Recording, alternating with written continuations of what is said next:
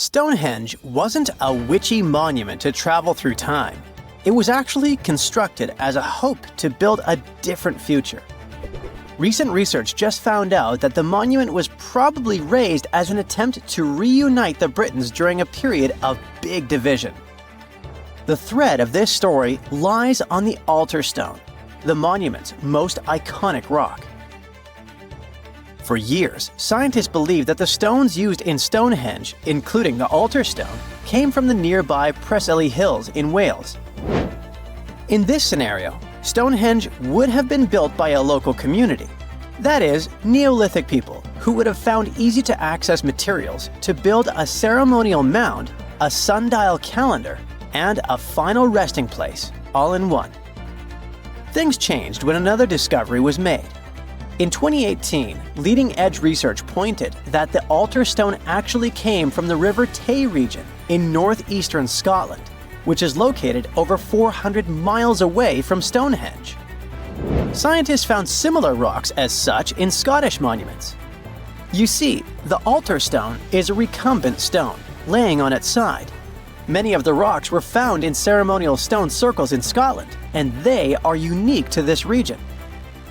When this discovery broke through, it got archaeologists thinking.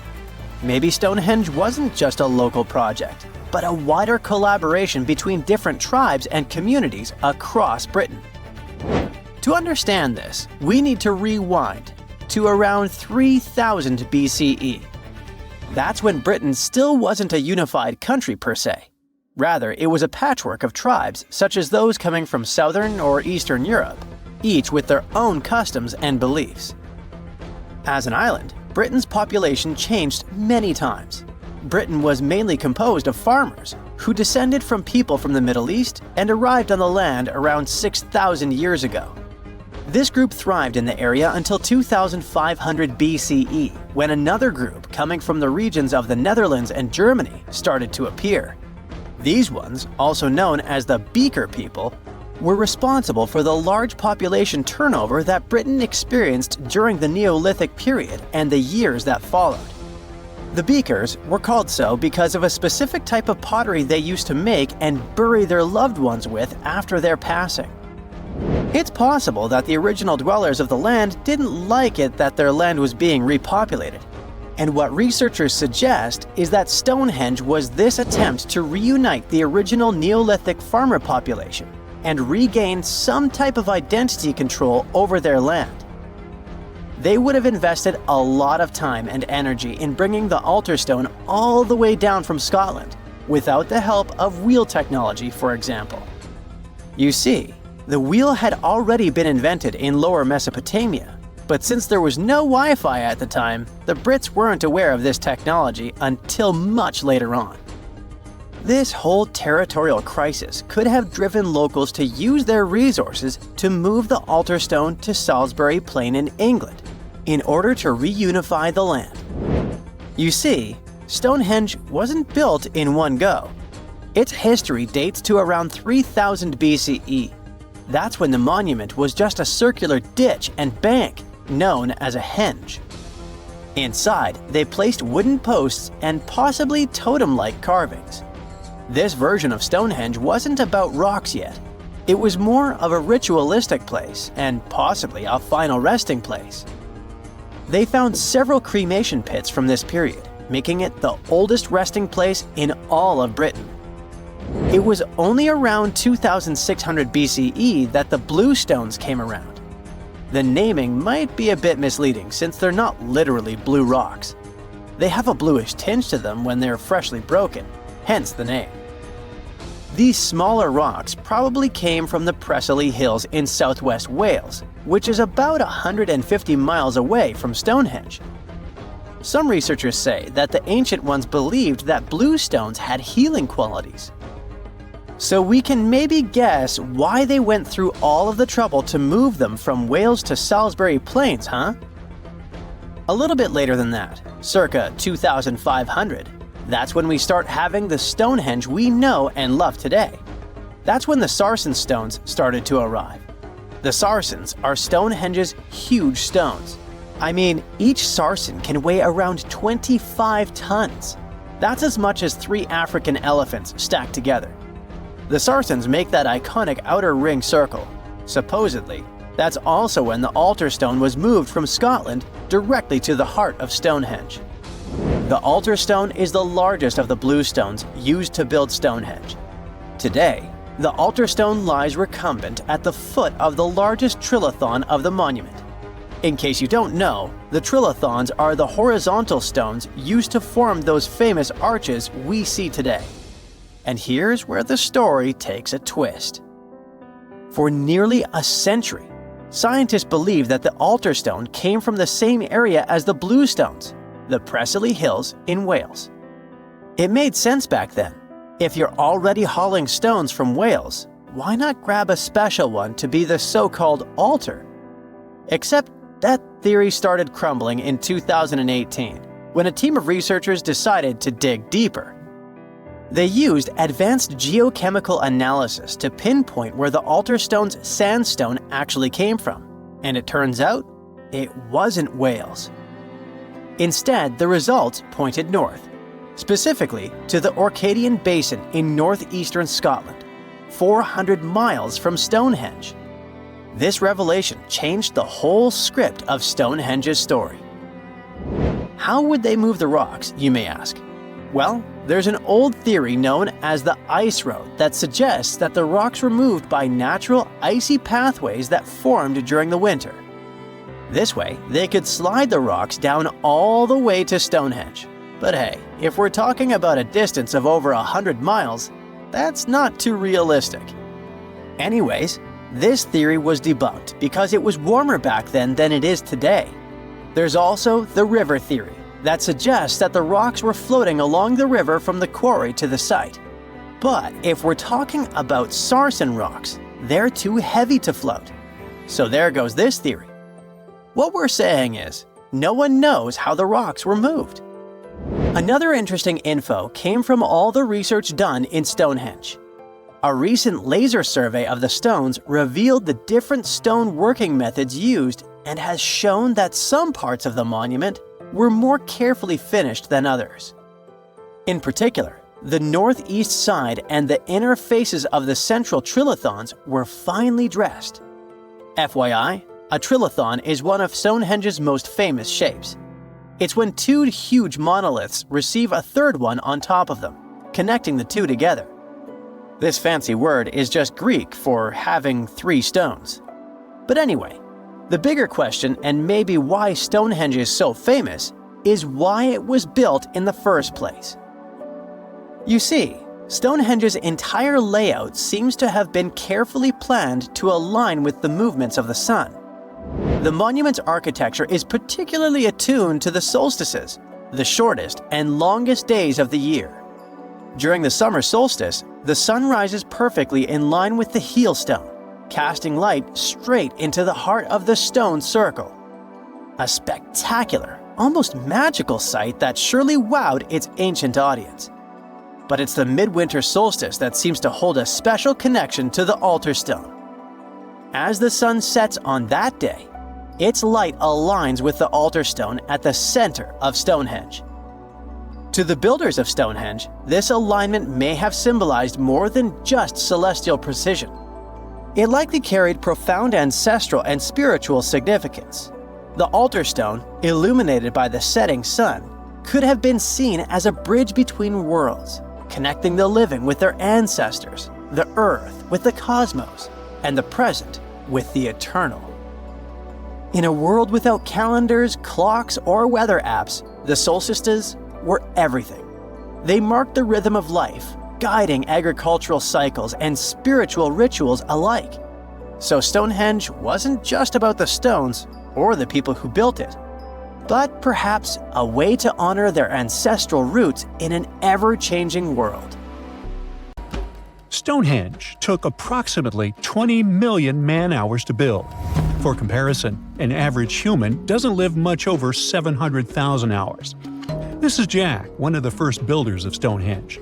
Let's say Jack lived to be 80 years old, which is extremely improbable, but it makes it easier for me to crunch the numbers, thanks. If Jack had spent his entire life From age 0 to age 80, working on the Stonehenge project, it would have required approximately 28.5 generations of people doing the same thing to complete it. That's next to impossible. To make it more plausible, let's multiply that by 2. After all, Jack wouldn't want to dedicate his entire life to moving stones, and he didn't live to be that old. Thus, we arrive at around 57 generations needed to build Stonehenge. That's not enough room on the screen for me to introduce John, Jack's great-great-great-great, you get the drift, grandson. So it all began around 5,000 years ago with just a simple circular earthen bank and ditch. Fast forward to around 26,000 BCE, and the builders replaced that initial structure with a complex arrangement of wooden posts and brought in around 80 dolerite bloom stones from Wales, which were rearranged at least 3 times. Then, a few hundred years later, they added those massive Sarsen stones, each weighing around 25 tons.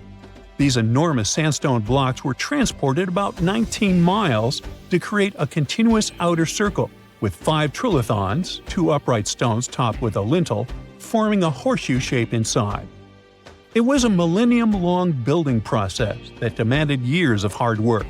So, people must have lived nearby, right? But how would they have found shelter back then? Today, we have houses for builders on site, small accommodations that serve as temporary housing. But structures like this definitely didn't exist when Stonehenge was constructed. Did they? Well, actually, they existed, and some recent archaeological digs near Stonehenge prove it. Archaeologists found this Stone Age eco-home, which is a huge deal since it's one of the earliest settlements in the area. This newly uncovered Mesolithic home dates back to around the year 4300 BCE. Let's take a closer look at this house, shall we? Now, for the walls, people back then used a large fallen tree, its trunk to be more precise. These wooden walls were reinforced with flint, and they even lined the pit left by the uprooted tree with cobblestones.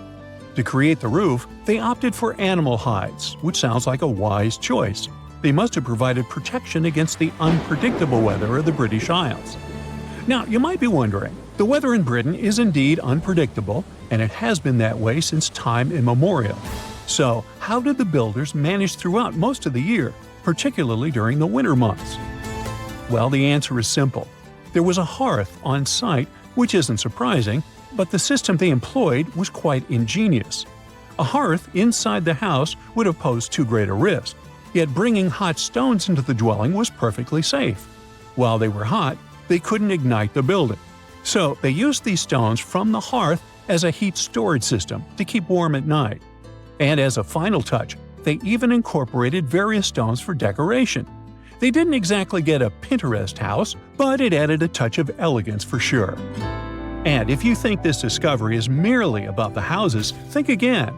It significantly changes our understanding of how people lived during that time. This discovery places them in an important prehistoric setting right at the start of the Neolithic area, sparking some interesting questions about whether these early folks could be related to the people who built Stonehenge. But there's a big worry. Experts are concerned that this significant find, along with other buried archaeological sites, could be at risk if the authorities go ahead with plans to build a tunnel to reroute the A303 away from the World Heritage Site. Sure thing, the house the scientists found wasn't in perfect shape, and it lacked some crucial elements people use for living. Some of them decayed over time, while others were simply absent. So the scientists took 20 tons of chalk, 5,000 hazel rods, and 3 tons of straw, and used all this to recreate the 4,500-year-old design houses. These new buildings are located close to Stonehenge, which is incredible since in this area, planning permission for even a new cowshed is problematic. So, what are these houses like? Well, first off, there are 4 of them, and they're oval-shaped. They're built on the foundation of real houses that stood there about 4,500 years ago, just around the time the Stonehenge Eco House was going up. The houses aren't very big, they're single-room structures. When it comes to dimensions, it was straightforward to estimate since we could gauge the size of the roof and the height of the walls based on the foundations. Each side measures about 16 feet. However, the roof structure remains a bit of a mystery. There were a few differing thatching techniques back then, so pinpointing the exact method used for these dwellings is kind of a guessing game. For now, we think it involves knotted or tied straw carefully secured onto a hazel-woven frame. When fires are lit, the smoke from the hearth wafts up through the thatched roof. Now, remember those 20 tons of chalk? That was needed for the floors and walls. The white chalk walls and floors reflect sunlight and capture heat from the fire. But here's the kicker. The builders encountered a challenge because the ground was so waterlogged that some of the chalk floors took weeks to dry out. By the time they should have been bone dry, they were still as sticky as chewing gum. Now, it's safe to say people 4,500 years ago faced similar struggles, and we can really appreciate what they went through while building their homes. The final layer of daub was applied using rags, giving a smooth, almost shiny finish that looks surprisingly classy. The interiors are furnished with wooden and wicker beds and shelves, along with clay pots and jars, all centered around a cozy hearth. The spaces feel surprisingly roomy and are filled with light that streams in through the thatched roof, bouncing off those white walls. Plus, the woven furniture adds a nice touch of authenticity to the vibe. The fires have been lit, and the first meal, bread crafted from flour ground on a stone mill next to the hearth, has been prepared. Those who tried the bread were pleasantly surprised by its flavor, finding it quite tasty. Now, here comes the bummer. Those who recreated the houses did cheat a little. While the materials used were authentic, the tools weren't. They used cement mixers to mix the daub, wheelbarrows to transport the timber, and logs by the hearth were split with steel axes instead of stone ones. Still, the builders aren't professionals, they're volunteers. So I think a bit of cheating is totally cool in this case. There are other volunteers on site who are more than happy to chat about the daily activities of the Stonehenge builders, from grinding grain with a quern to making rope from rushes. But these houses and the Eco House aren't the only remarkable things in the Stonehenge area. Some years ago, archaeologists uncovered a burial site close to Stonehenge that predates the monument itself. This Neolithic long barrow, dating back approximately 56 to 5,700 years, likely contains the remains of some of Britain's earliest inhabitants. The burial site was identified through aerial images that revealed its distinct shape beneath the crops. Salisbury Plain is rich with ancient sites, including Stonehenge, various mounds, and monuments. The area has remained undisturbed over the centuries, which is likely why so many ancient structures are still intact.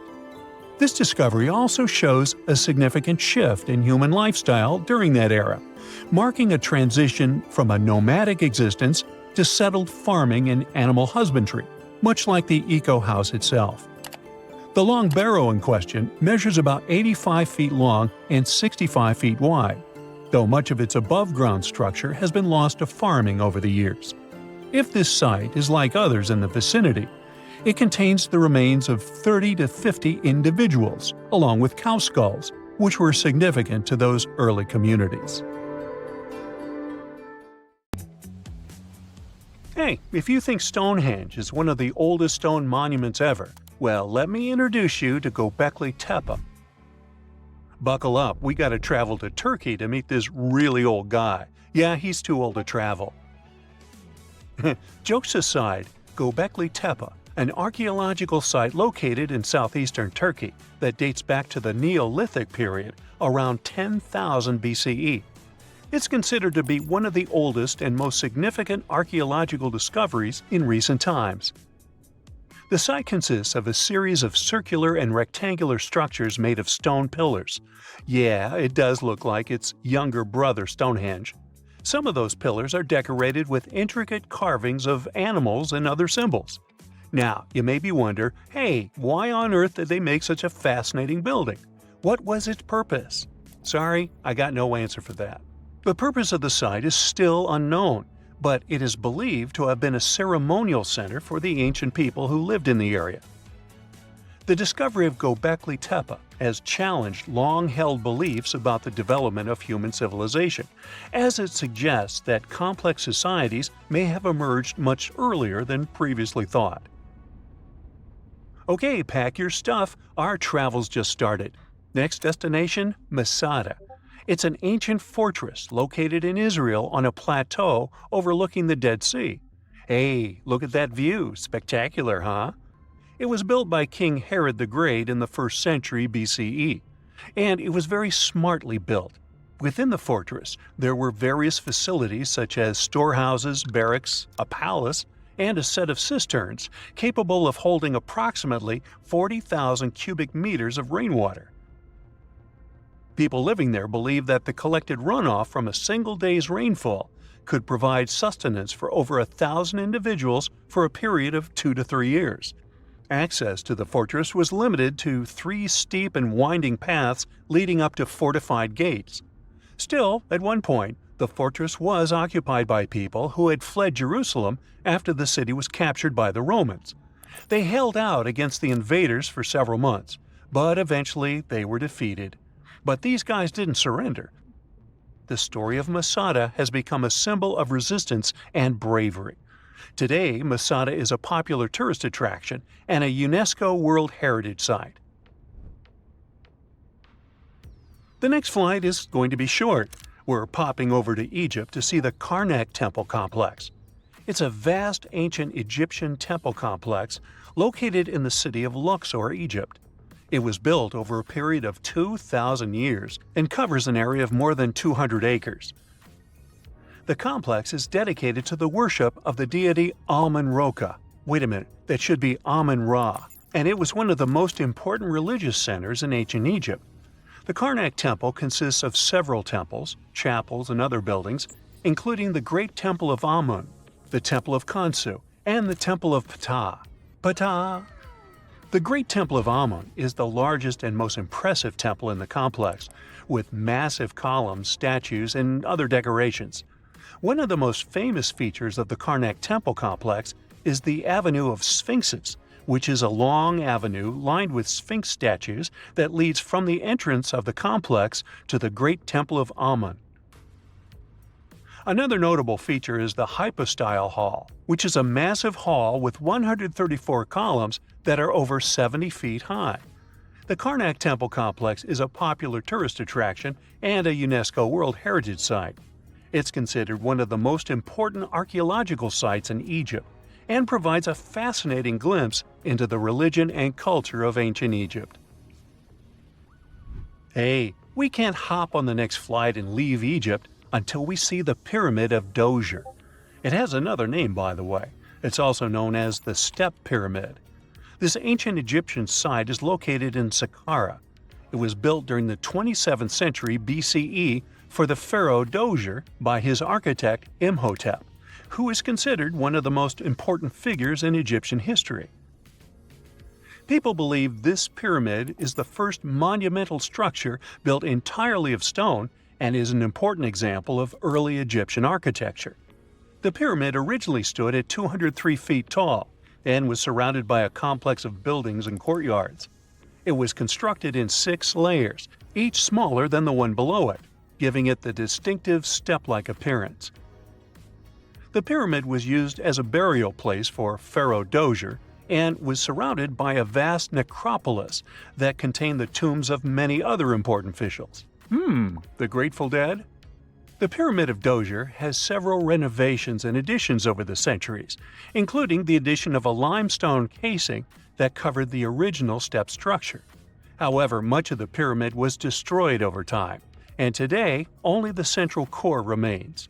Despite this, it remains an important archaeological site and a popular tourist attraction in Egypt. Alrighty, we're ready to move on. There's one more pretty recent discovery we gotta see today. The Tower of Jericho was only discovered during excavations in the 1950s and 60s. It's an ancient stone tower located in the city of Jericho in the West Bank. Just like Göbekli Tepe, this one is believed to be one of the oldest stone structures in the world, dating back to approximately 8000 BCE. The tower stands at over 28 feet tall. It's made up of 2 main sections, an inner tower and an outer tower, which are connected by a series of stairs. The purpose of the Tower of Jericho is not entirely clear, but it is believed to have served as a defensive structure or a watchtower, It may have also had religious significance, as it was located near a sacred spring. The Tower of Jericho is a significant archaeological site and has provided valuable insights into the early history of human civilization. It's open to visitors and is a popular destination for tourists interested in ancient history. Now, this ancient site even got attention from Netflix, and they made a movie where the action takes place in Mohenjo-Daro. This site was a major center of the Indus Valley civilization in present-day Pakistan. Mohenjo-Daro was one of the largest cities of the ancient world, with a population estimated to have been around 40,000 in its peak. Trust me, that must have been a crazy megalopolis back then. The city was notable for its advanced urban planning, with sophisticated drainage and sanitation systems, and its impressive architecture, including the Great Bath and the Granary. Mohenjo-Daro was abandoned around 1900 BCE, and its ruins were only rediscovered in the 1920s. Today, it is a UNESCO World Heritage Site and an important archaeological site for the study of ancient South Asian civilization. We're heading to a teeny-tiny country that has quite an impressive history. Welcome to Malta. The Ziggurats temples are a Neolithic site located on the Mediterranean island of Gozo. They're probably one of the oldest freestanding structures in the world, dating back to around 3600 to 3200 BCE.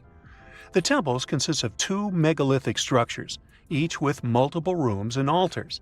The name Ziggurats means giant tower in Maltese, as people believe that only giants could have built such massive structures. The temples are believed to have been used for religious purposes and are considered to be an important example of prehistoric architecture. They were added to the UNESCO World Heritage List in 1980. Well, you must be pretty tired, but there's one more place we gotta visit today. Our plane is already landing in Armenia, and we're here to see the Temple of Garni. Look, this one is well preserved. This temple dates back to the 1st century CE. It was built by King Tiridates I as a dedication to the sun deity Mir. Sadly, the temple was destroyed in the 17th century during an earthquake, which is quite a common thing for this area, but it was later reconstructed in the 20th century. Today, it's a popular tourist attraction and is also listed as a UNESCO World Heritage Site. Secant, cosine, tangent, sine, 3.14159. Yeah, that was the cheer we heard coming from the trigonometry club back in the day. For the rest of us in math class, terms such as sine, tangent, and pi were just bewildering. Who invented these and why? Was their only purpose to make it harder for students? Well, not quite. Trigonometry was invented by the ancient Egyptians. They needed this knowledge to construct pyramids, and they did a pretty good job too. The Great Pyramid in Giza still stands today, some 4,500 years after it was built. No recalls either. So let's get out of that classroom and on a journey through time to reveal the secrets behind the ancient Egyptians' precision. Here you are, standing on the Great Pyramid's construction site, some 9 miles from Cairo. Well, the city still isn't there, as you're surrounded only by the desert and teams of construction workers. They're transporting large stone blocks weighing 2.5 tons each. They're inside a wooden sled that sits on large rollers. A crew of 8 men rolls these blocks along the ground. You immediately think of the rollers on a supermarket cash register. The principle is exactly the same, but the scale is greater, much greater.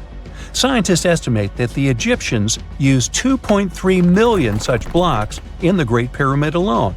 And the block in front of you is one of the lighter ones. The heaviest of them weighed up to 15 tons.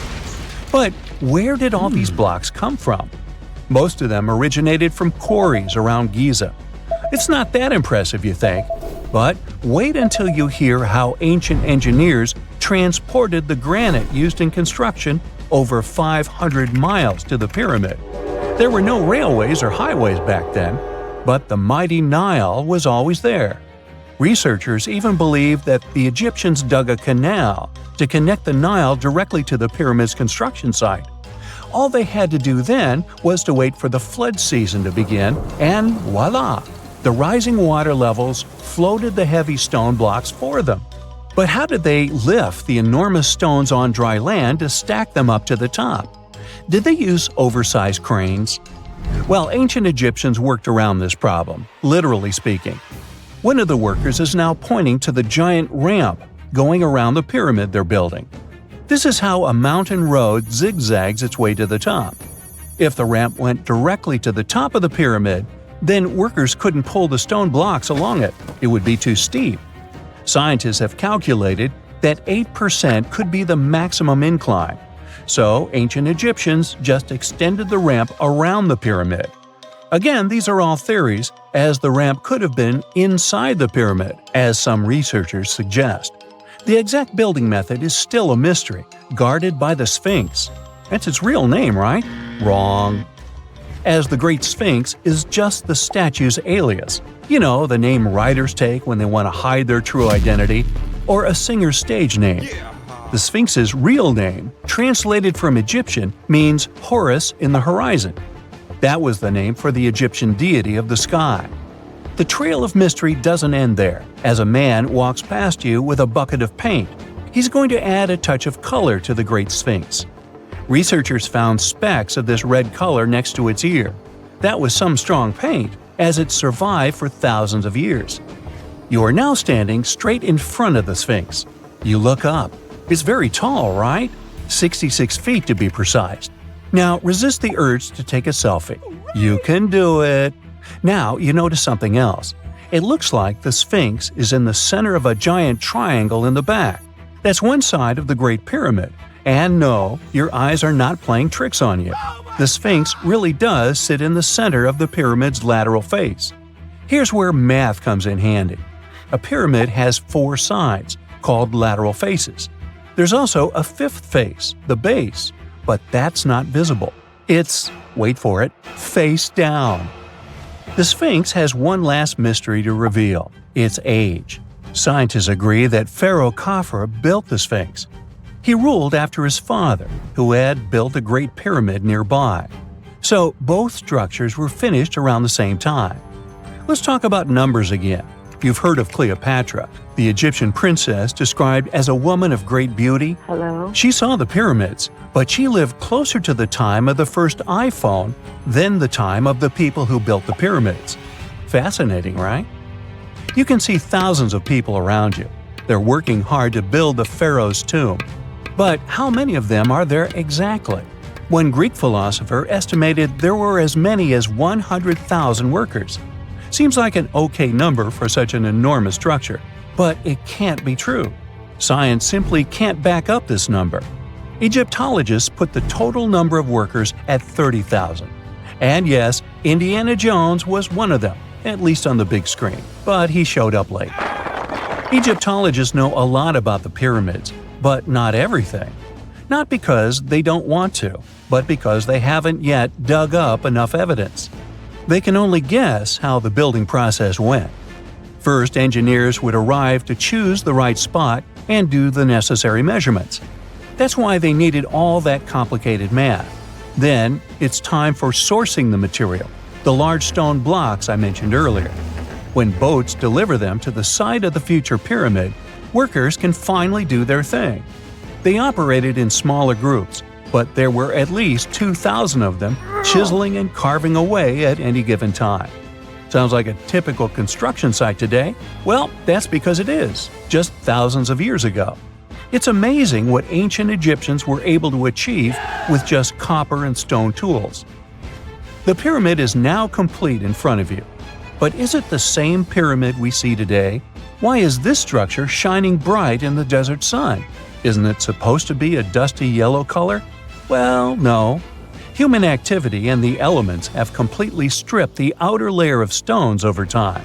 Expert craftspeople polished these blocks using nothing but stone and sand. The end result was a smooth and shiny rock. On the day it was completed, the Great Pyramid of Giza was a perfect triangle of light. Its polished sides acted like giant mirrors, reflecting the powerful Egyptian sun.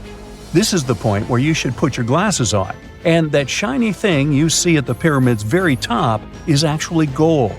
The capstone at the top of the pyramid is called a pyramidion. It was covered in sheets of gold. As you can guess, these were the first stones to disappear. Let's make another stop before we get you back to your classroom. We travel to the British Isles, and no, Stonehenge isn't our destination.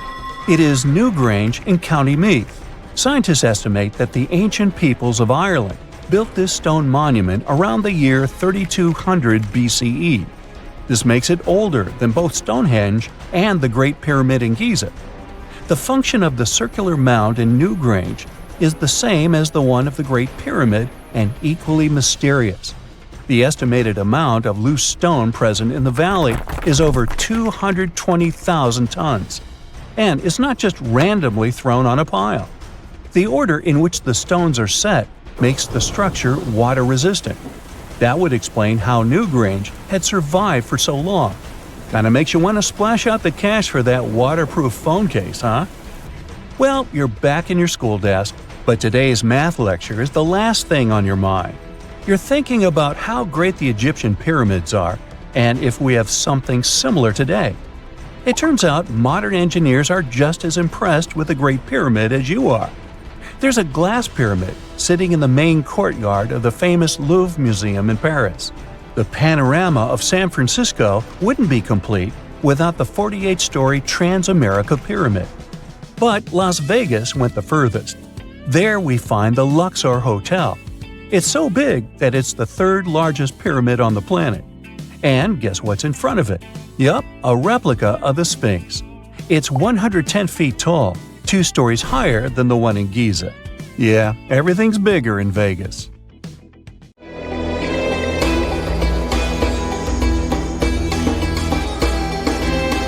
The Great Pyramid was created as the final resting place of ancient Egyptian monarch Khufu. According to legend, French leader Napoleon entered the Great Pyramid and came back out looking shaken and super pale. He never revealed what he saw inside, but whatever it was is said to have affected him for the rest of his life. When Napoleon entered the pyramid, he would have walked through a super tight and ascending passageway. He'd then go through another passageway, known as the Great Chamber. This corridor would have been much taller than the previous one, and would have cobbles too. He'd then reach the King's Chamber, the centerpiece of the Great Pyramid, which was lined with huge blocks of granite. But it wouldn't have looked as grand as we might imagine. There are no hieroglyphics decorating its walls, as Egyptians only began decorating the burial chambers of pyramids much later on. The pharaoh's tombs deep inside the pyramid would have also been filled with treasures, from chunks of gold to the world's most expensive jewelry. But this would have all been looted a long time ago. The only thing that probably would have been left in there would have been a huge sarcophagus, which would have once contained the king's mummy. He'd also have to walk past the Queen's Chamber. This room most likely didn't hold any queens though, as pyramids were usually only built for one person. There are mysterious tunnels leading from here. To this day, no one is really sure what they're there for. And that's not the only mysterious and creepy thing Napoleon may have encountered, as stories of pharaohs leaving ancient curses on pyramids go way back. Many pyramids had warnings written on the outside, telling of horrifying things that would happen to those who entered and disturbed the peace. We might not know what exactly Napoleon found in the Great Pyramid that scared him so much, but we know for sure what was found in Tutankhamun's tomb. Tutankhamun was an ancient Egyptian pharaoh who was only 8 or 9 years old when he took to the throne. He became a cultural phenomenon when his tomb was discovered almost completely intact in 1922. His pyramid sits in the Valley of Kings in Thebes, modern Luxor, which is in Egypt. Unlike the Great Pyramid, Tutankhamun's tomb was covered in beautiful wall decorations. The walls told the story of how he would travel to the afterlife through the underworld. Egyptians believed all people would have to take this journey, so they would fill their tombs with objects and paintings to help them get there. There'd also be spells painted on the walls. They believed this would help people pass over to the next realm. The journey would be pretty long, and for that reason, the ancient Egyptians would also fill the pyramids with food. Tutankhamun's pyramid was filled with 8 fruit baskets. They even found something called gingerbread fruit in there. The rooms were jam-packed with furniture, statues, clothes, and staffs, amongst a whole bunch of other things. You'd likely find a lot of clothes and expensive jewelry in the pyramids as well. The ancient Egyptians wanted their ancestors to travel in style to the afterlife. They put Tutankhamun in his final resting place with over 50 pieces of clothing, all of the highest quality. There were tunics, scarves, gloves, and headdresses, and a ton of jewelry. Bracelets, pendants, necklaces, rings, and scarabs for protection were all found inside. Each of them was made of gold or precious stones. There were also fans made of ostrich feathers to keep the old pharaoh cool in the hot Egyptian sun. But the temperature inside the pyramids never actually went above 68 degrees Fahrenheit. The ancient Egyptians developed a super cool air conditioning system that we don't fully understand even today. Tutankhamun's pyramid also contained 130 walking sticks made from ebony, ivory, silver, and gold to help him on his journey. There were 3 chariots hidden away in case he got tired of all the walking. They also put 11 boat paddles inside, but there was no sign of any boat. The pyramids would be littered with the pharaoh's favorite scents and perfumes. During the excavation of Tutankhamun's pyramid, it quickly became clear that it had been robbed during ancient times. There was damage to doors and traces of oils left in empty jars. It looks like someone raided the pyramid for gold and the scents, perfumes, and oils that had been left for King Tut. There was still a bit of perfume, which was made from coconut oil and frankincense, left in one bottle. It seems like Pharaoh Tutankhamun loved board games. There was an ivory traveling set of senet in his pyramid. Although we don't know for sure exactly how to play it, we have figured out it was sort of an ancient Egyptian version of backgammon. It looks like it was a 2-player game where the goal was to knock your opponent off the board. Not really sure who Tutankhamun's mummy was supposed to play with, though. The ancient Egyptians had some rituals that may seem pretty strange to us. For example, they used to shave their eyebrows off if they ever lost a cat. So it's not too surprising they put some really weird things inside pyramids. Archaeologists discovered a collection of mummified cats and scarab beetles in pyramids that date back more than 4,000 years. They were found in the pyramids of Saqqara, which is south of Cairo. They also found a bunch of makeup kits and mirrors inside. Makeup was worn proudly by both men and women in ancient Egyptian times. Eyeliner was the most popular cosmetic. The Rosetta Stone was one of the best discoveries ever made in pyramids. It was found by our man Napoleon Bonaparte and his team. It's a black granite rock that dates back to 196 BCE. It's transcribed in Greek, Demotic, and hieroglyphic. When it was translated in 1822, we got the key to understanding ancient Egyptian hieroglyphics for the very first time. The discovery of Queen Hatshepsut's mummy in 1903 changed our understanding of the Egyptians forever. After she had passed away, her successor, Thutmose III, removed most of the evidence of her reign, so we basically knew nothing about Egypt's first great female leader. She's now gone on to become one of the few and most famous female pharaohs of Egypt. Pharaoh Khufu even had a fully fledged boat in his pyramid. Archaeologists uncovered more than 1,200 pieces of a giant boat near the Great Pyramid at Giza. They reassembled the boat, and it's a whopping 144 feet long. It's most likely a solar boat, which was designed to carry the resurrected king with the deity Ra. Fun fact, the Pyramid of Giza is the last remaining of the 7 wonders of the ancient world. The other 6 are the Hanging Gardens, the Colossus, the Temple of Artemis, the Mausoleum, the Lighthouse, and the Statue of Zeus. This pyramid was also the world's tallest man-made structure for 3,800 years, and it's the biggest pyramid in Egypt. It took a staggering 2.3 million blocks of limestone, and some weighed as much as 80 tons. It took an incredible 100,000 laborers and a whopping 23 years to build. Its original height was a mega 480 feet. In 2017, archaeologists discovered something weird about Egypt's Great Pyramid. There's a hidden void that's at least 100 feet long, and no one really knows why it's there or what's actually inside it. The weird void is the first inner structure discovered within the 4,500-year-old pyramid since the 1800s. Scientists used cosmic rays to detect the massive hole, but are still no closer today to finding out what's inside. The ancient Egyptians took a lot of care building the pyramids, and everything was strategically placed and structurally sound, so it's super unlikely that this hole is due to blocks falling over time. Loads of pyramids also contain small model figurines called ushabti. These represented attendants. They believed they would come to life to serve the pharaohs in the afterlife. But it's amazing that all this stuff actually fit inside. There isn't actually a huge amount of space inside the structures. It's mostly just rock. Before we get into the reason why and how there are pyramids all around the world, let's talk about some of the examples. I'll start with the Pyramid of the Sun in Mexico.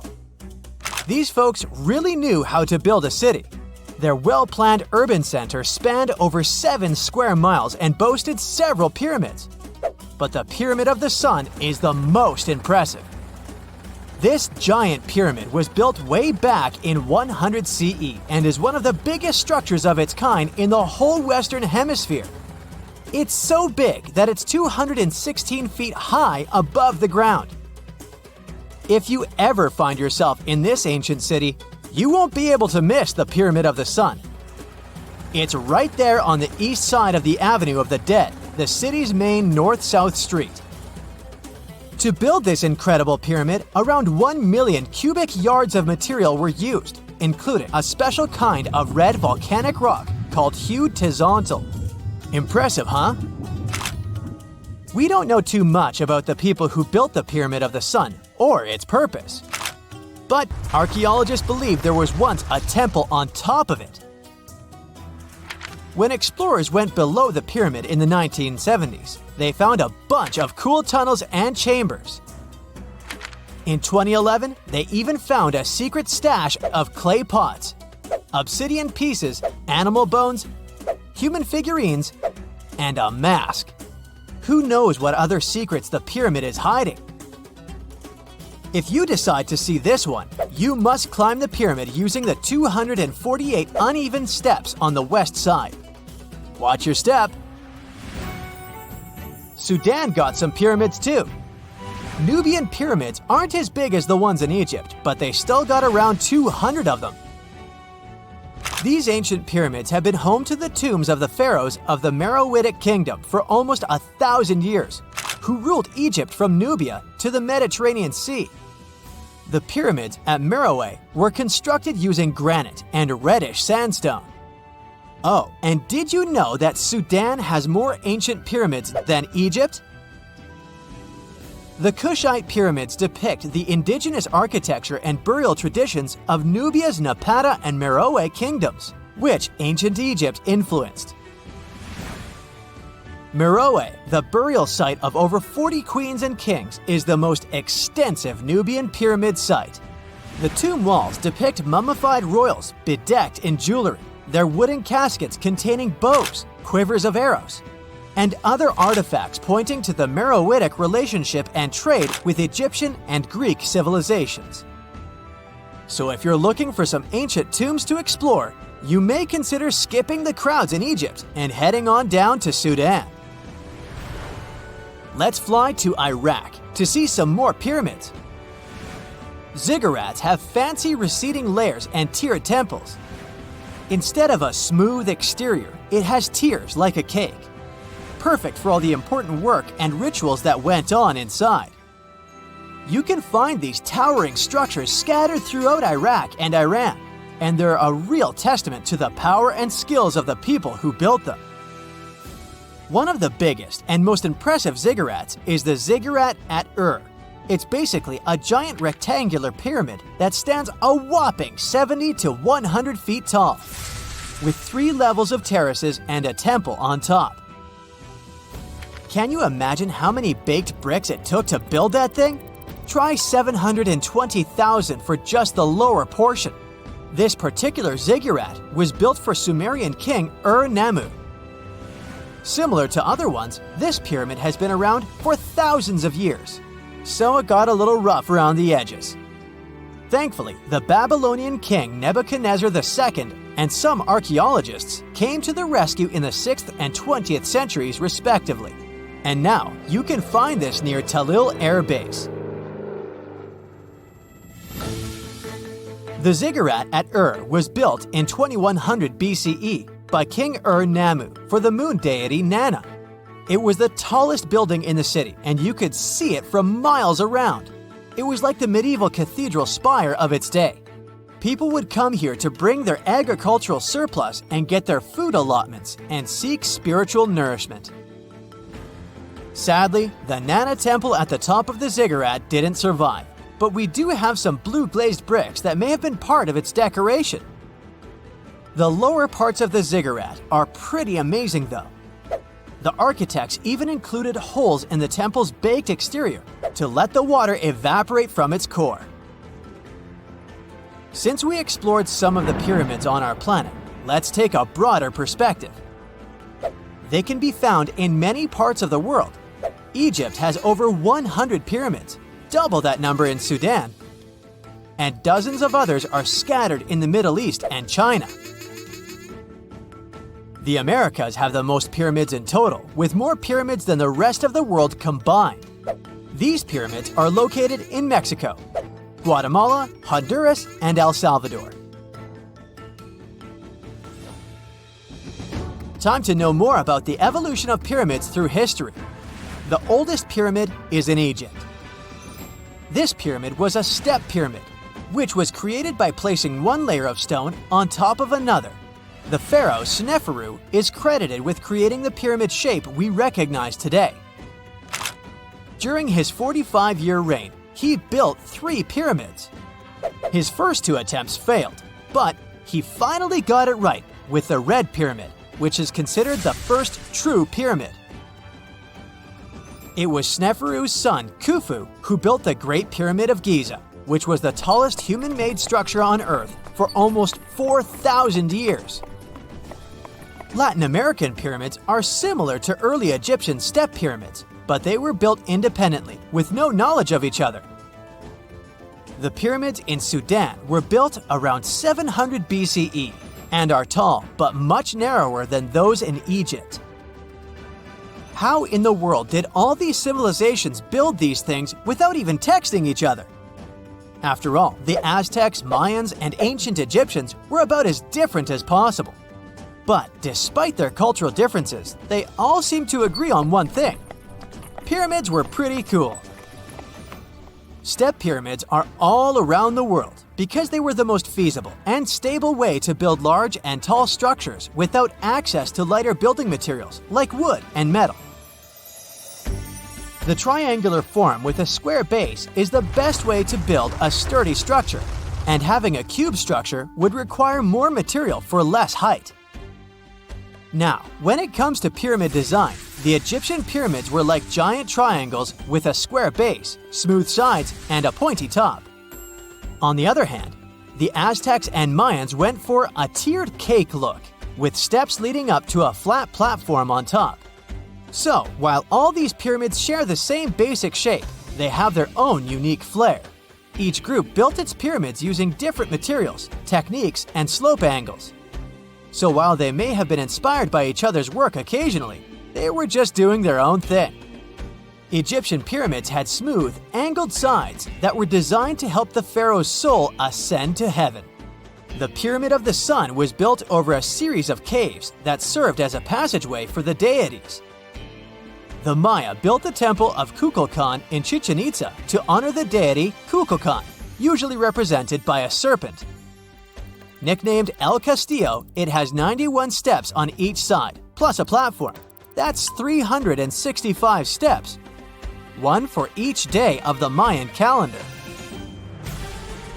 Tell me, Brightsiders, how were pyramids built? To begin with, humans made them, not a foreign race from space that landed on Earth. You see, one thing that all pyramids have in common is that they were built without advanced tools or even the wheel. It took a lot of people to build them, including skilled laborers and architects. For example, it's estimated that 20,000 people built the Great Pyramid of Giza, and it's believed that most of them were skilled laborers. Building pyramids was a massive undertaking that required years of planning and effort. The Great Pyramid at Cholula, Mexico, took 600 years to complete. The county of Kent, England, has a cultural treasure called the Margate Shell Grotto. This subterranean passageway is lined with about 4.5 million seashells, composing an intricate mosaic. The gorgeous landmark was stumbled upon by accident in the 1800s, and it's still engulfed in mystery to this day. That's because no one knows who built it or why. Experts can't even figure out how it was built, since they'd need to collect samples from the walls and the removed parts would be irreplaceable. A brief analysis of the substance beneath these shells points to some sort of fish-based concoction. Some believe these walls were designed by some sort of evolved ancient civilization. Others describe the Margate Shell Grotto as belonging to either Egyptian, Roman, Indian, or Phoenician architecture. One other potential explanation is that the masterpiece was a personal project of an eccentric Victorian aristocrat. Now, the Roman Colosseum used to be nearly twice as large as it is today. However, it did not survive in its full form throughout the ages. Let's look at some of the history surrounding the Colosseum to piece the story together and how it managed to be scattered around town. The construction of this building began in 70 CE under Emperor Vespasian. Is that where Vespa comes from? Ever since it first opened, it was home to lots of activities and shows, featuring the mighty gladiators and a large array of exotic animals. And we'll leave it there. Its architectural glory started to dim down in 217, when a fire struck the upper parapets and much of the building's interiors. It took a whole century to finish the repairs for the damages, but the first form of the Colosseum would be gone forever. The downfall continued with an earthquake that affected southern Italy in 443. At this point, a big part of the Colosseum's outer ring was damaged. After the Siege of Rome, which happened in 472, locals met hardship, so a lot of them had to rely on selling pieces of limestone from the ancient Colosseum. Its most devastating blow came from another earthquake, which happened in 1349. This is when the south side of the building completely collapsed. That's when it started to look more like the building we see today in the Italian capital. However, the pieces of stone that were shaken off from the Colosseum were used to rebuild some other famous landmarks in Rome.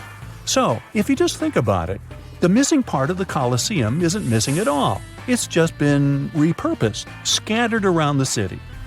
Official efforts to preserve the Colosseum started around the 17th century and have been developing ever since, culminating with the massive Roman building being named one of the 7 wonders of the world in the 21st century. Now, the Colosseum may be the most famous, but it's certainly not the only ancient amphitheater worth mentioning. Continuing the list is the Amphitheater of El Jem, which dates to around 238. You'll find it in the small Tunisian town of El Jem. History connoisseurs may know El Jem as one of the best preserved Roman stone ruins in the world. It stands at about 100 feet tall and has the capacity to host around 35,000 people. No list of important ancient sites is complete without mentioning the glorious city of Pompeii in Italy. A massive eruption of the Vesuvius volcano covered the entire city in a considerable layer of volcanic ash. Luckily for us, though, what was left underneath that layer was very well preserved, and it's been studied ever since its discovery in the 1800s. Pompeii was originally inhabited by the Oscan tribe long ago, but it was then transformed into a colony during the ages of the Roman Empire. It has some of the best preserved villas, baths, shops, and even residential buildings. Tourists can also walk across paved streets and see artworks like sculptures, mosaics, and wall paintings. Now, when visiting Peru, most people head over to Machu Picchu. But let me tell you a little secret. Machu Picchu is not that ancient, as it's estimated to have been built in the 15th century CE. If you're looking for something a bit older, the ruins of Caro, also situated in Peru, might be a better choice, as it's one of Southern America's oldest urban areas. No sign of brutality was ever found here in this area, so archaeologists suggested that this place was home to a peaceful society. It's believed they used commerce to make ends meet, and they also enjoyed music. That's because one of the most significant discoveries made here at this site was the impressive collection of musical instruments, which featured 37 cornetos made of animal bones, like deer and llama. Another 33 flutes were found here, which were estimated to date as far back as 2170 BCE. The ruins of the ancient city of Pella in Jordan date back to over 6,000 years ago. They are also a notable example of advanced societies that have been long gone, as it features ancient theaters, Roman baths, and a fountain house.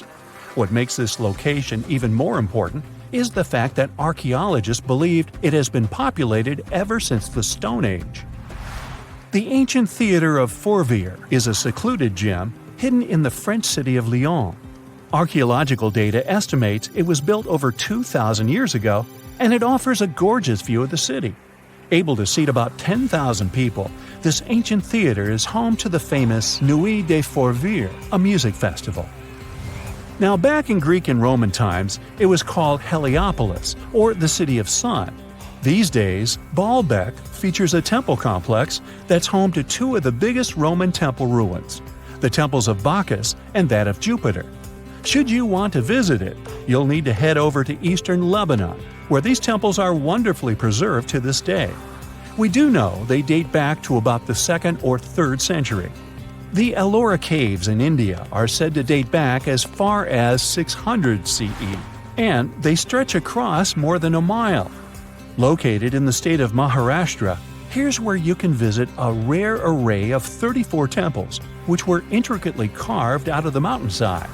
They're filled with delicate works of art like paintings and sculptures. The so-called Cradle of Humankind is home to the oldest record of humankind's history. It's found near Johannesburg in South Africa and features some of the oldest hominin fossils ever discovered. Here you can find roughly 40% of the world's human ancestor fossils. One interesting fossil is that of an Australopithecus africanus called Mrs. Please, who's estimated to have lived around 2.5 million years ago. Fun fact, they even let you have a wedding here.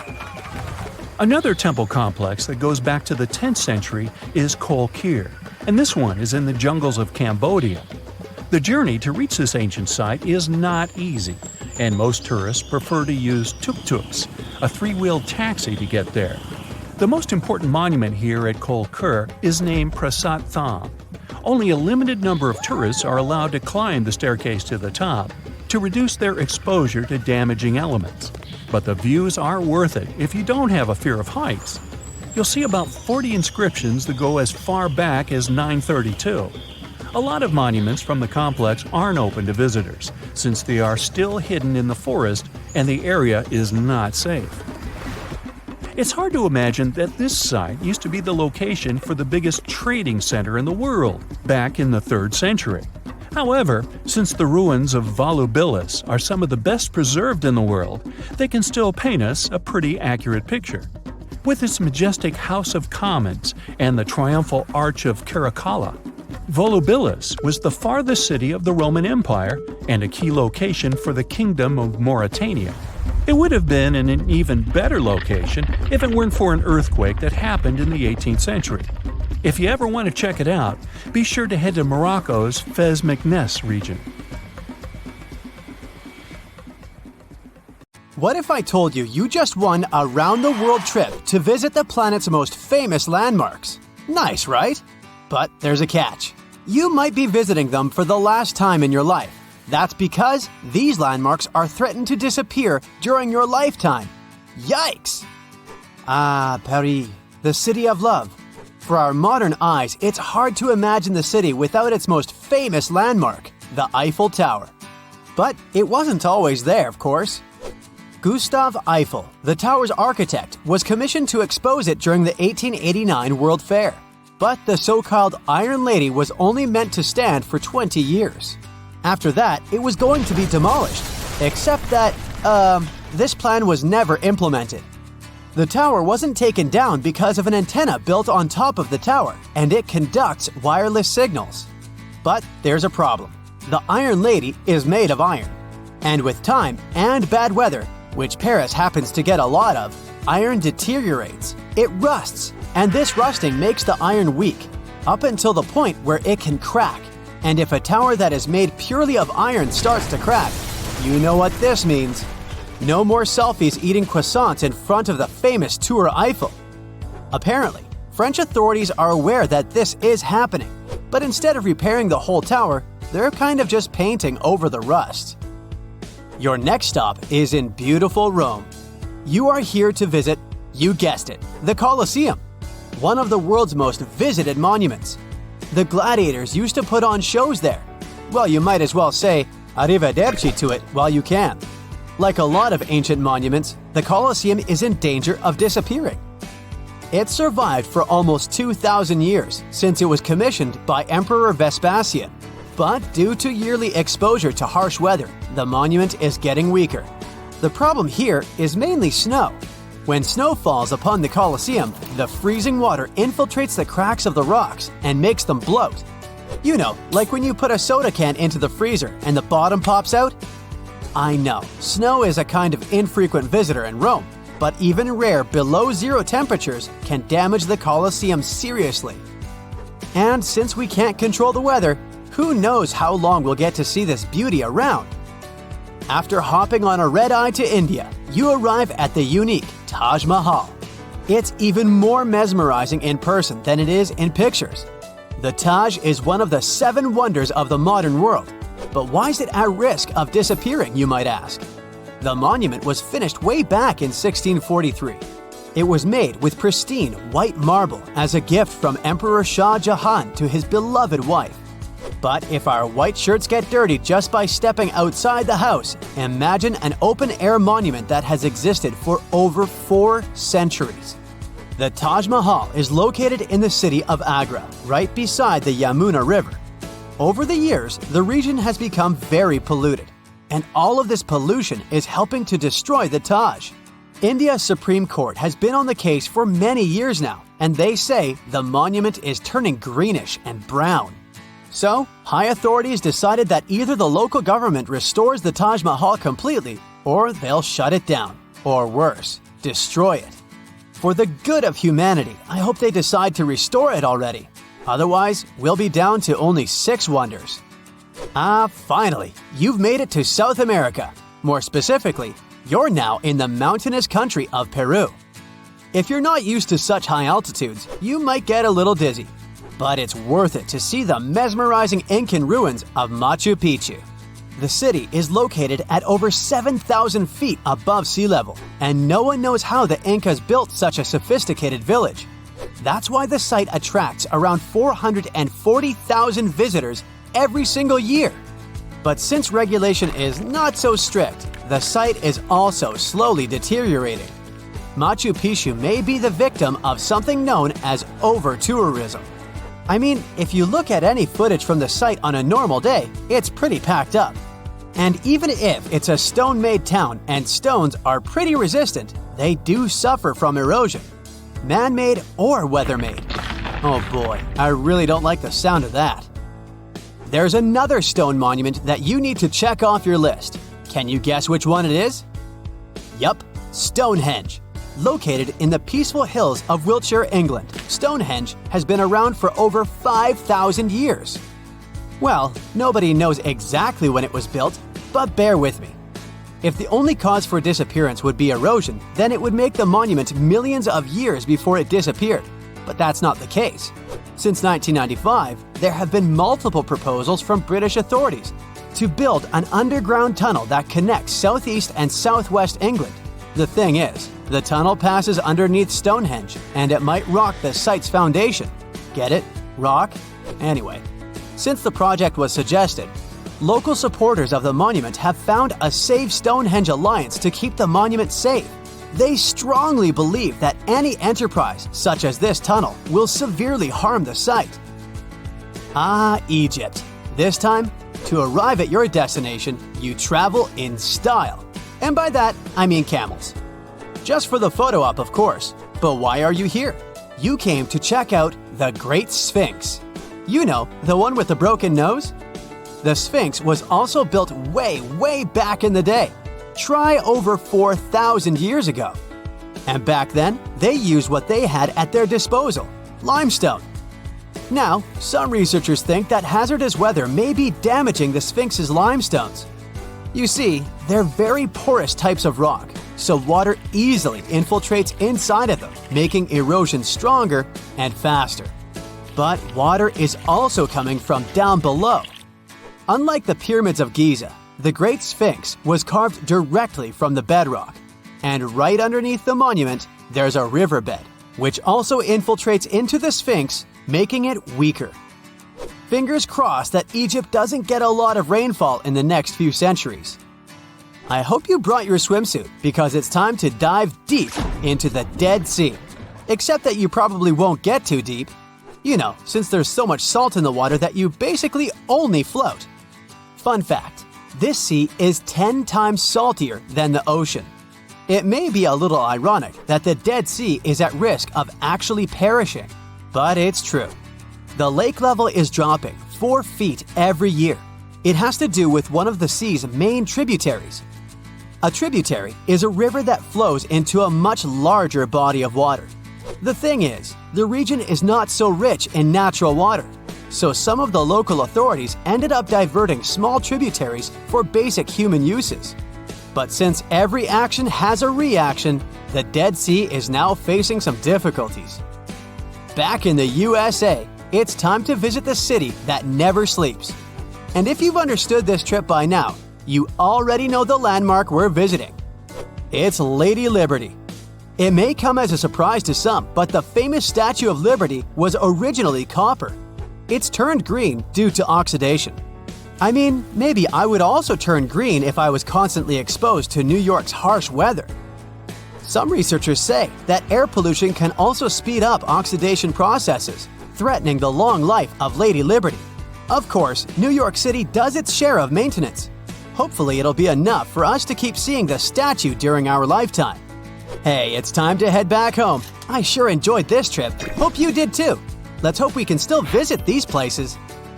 Imagine you can spend an entire week digging in the ground, scanning for ruins, and taking photographs of the world's most surreal archaeological sites. Would you be up for it? Grab your magnifying glasses, and let's do some digging. When in Rome, do as the Romans do. Walk around the city stumbling upon ancient history, So you're strolling around Esquiline Hill on a sunny afternoon. You have just finished your third gelato when you suddenly see it. The magnificent Domus Aurea, or Golden House, for the non-Latin speakers. The Roman Emperor Nero ordered to build this huge palace back in 64 BCE. The construction finished in 68 BCE. In its glory days, it occupied an area 3 times the size of the Vatican City. The building had gold leaf decor, semi-precious stones, and tons of frescoes. There were over 300 rooms in the palace, some of them overlooking the beautiful vineyard and animal-filled woods nearby. It held an enormous 100-foot statue of Nero himself. The octagonal wall was the grandest construction in the complex. Originally, it was a banquet hall with waterfalls cascading down the back walls. The hall rotated around its axis day and night as petals fell from above. Nero's successors stripped the whole palace of its materials. Today, tourists can visit the main structure and, of course, the octagonal hall. They excavated it, and you'll easily recognize it even with its bare walls. After flying halfway across the world, we're deep in the Cambodian jungle. Good thing you brought bug spray with you. Mosquitoes can get crazy in this tropical climate. Hidden among the forest is the city of Angkor. It was the capital of the Khmer Empire from the 9th to 15th century. FYI, the word Angkor means capital city in the Khmer language. The city became one of the largest in the pre-industrial world. Researchers say nearly 1 million people used to live there. Today, Angkor attracts visitors from around the world because of its stunning architecture. You can recognize the Khmer style in the use of huge blocks of sandstone. At the center of the complex lies Bayon Temple, It's decorated with 216 smiling faces, which scientists say are meant to resemble the founder of the Angkor Empire. They believe the towers used to be decorated with gold, but today the site is a maze of vine-covered temples. The city was abandoned in 1431 and wasn't rediscovered until the 1840s. In 1992, they named it a UNESCO World Heritage Site. The United States is not usually synonymous with ruins, but here's one. In the mountainous state of Colorado lies the ancient home place of ancestral Pueblans. Throughout the Mesa Verde National Park, there are over 600 cliff dwellings built by the Pueblans around the 1190s. The Cliff Palace alone had over 150 rooms. It was a multi-story building of sandstone and mud mortar. To arrive at the balcony house, visitors had to climb a 32-foot ladder. There, you can see a mid-sized village of 38 rooms and 2 kivas. Kivas are traditional chambers built by Pueblans for ceremonial purposes. By 1300, the Pueblan occupation of the Mesa Verde ended. Thankfully, the site is open for visits now. If you like terracotta landscapes, you came to the right place. The city of Petra is a marvel of the ancient world.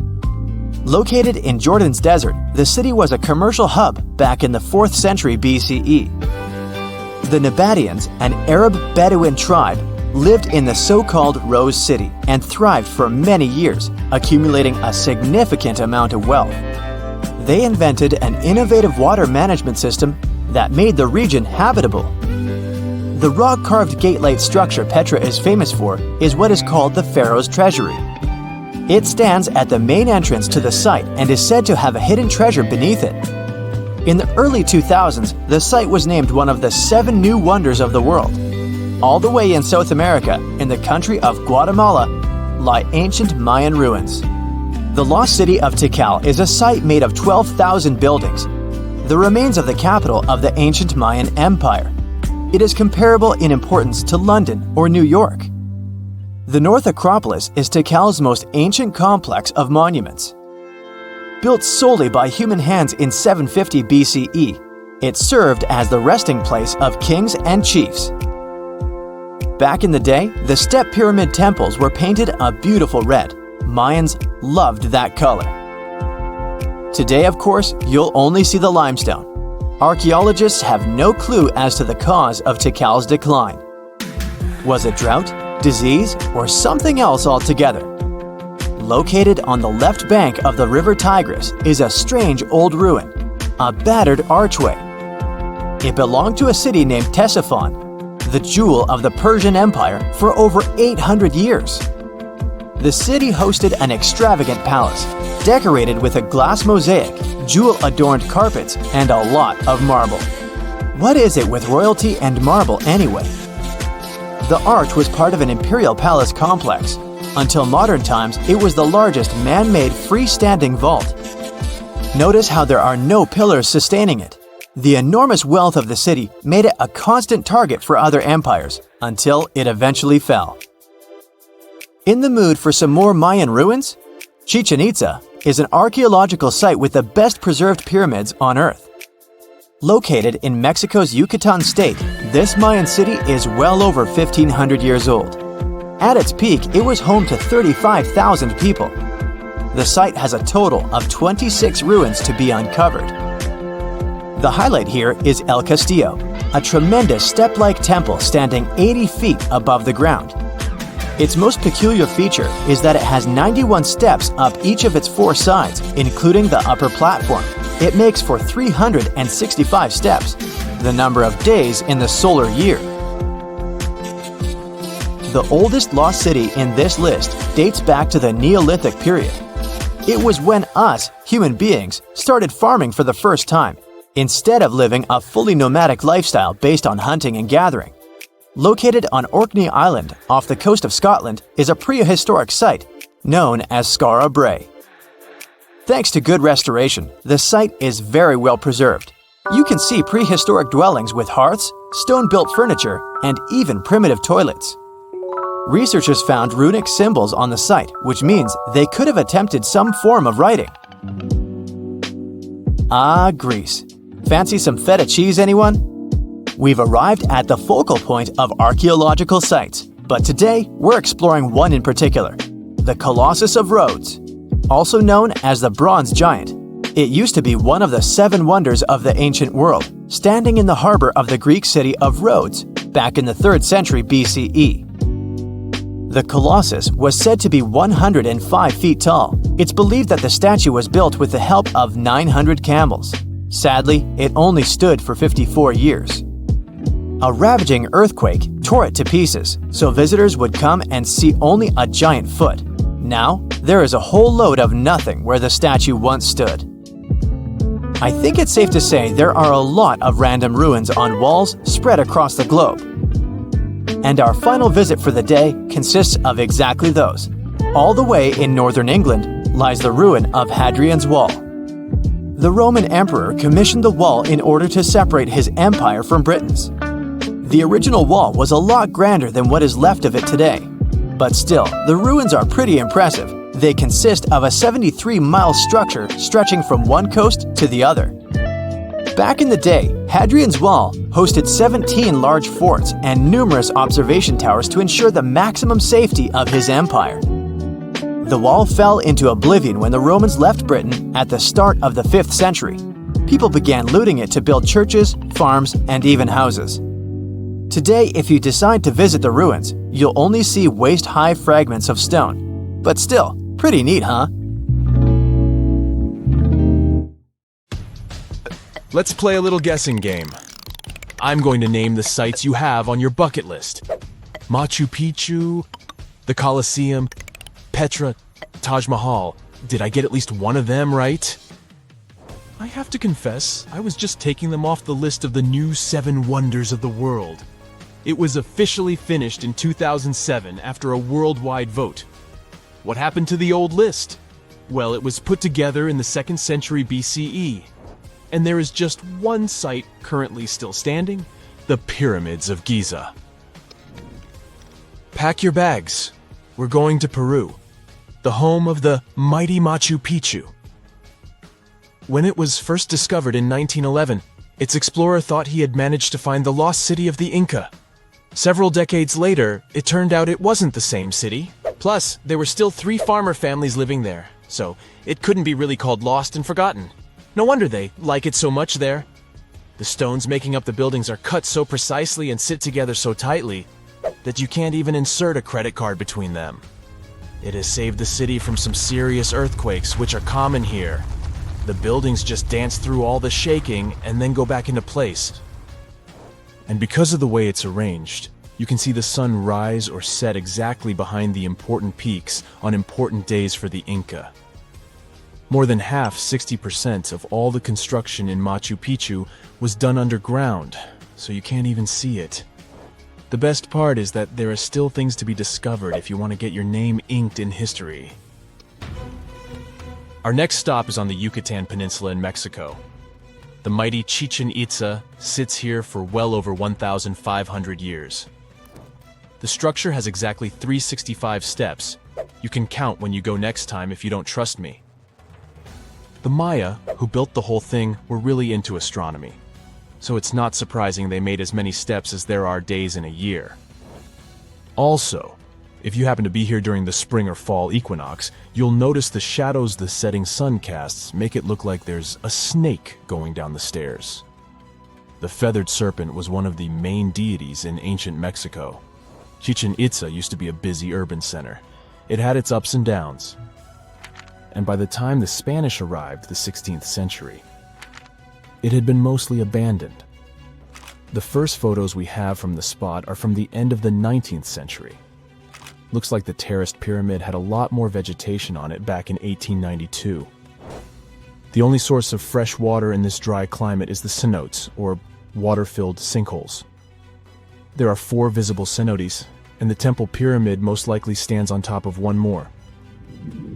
Archaeologists are looking for tunnels to enter it.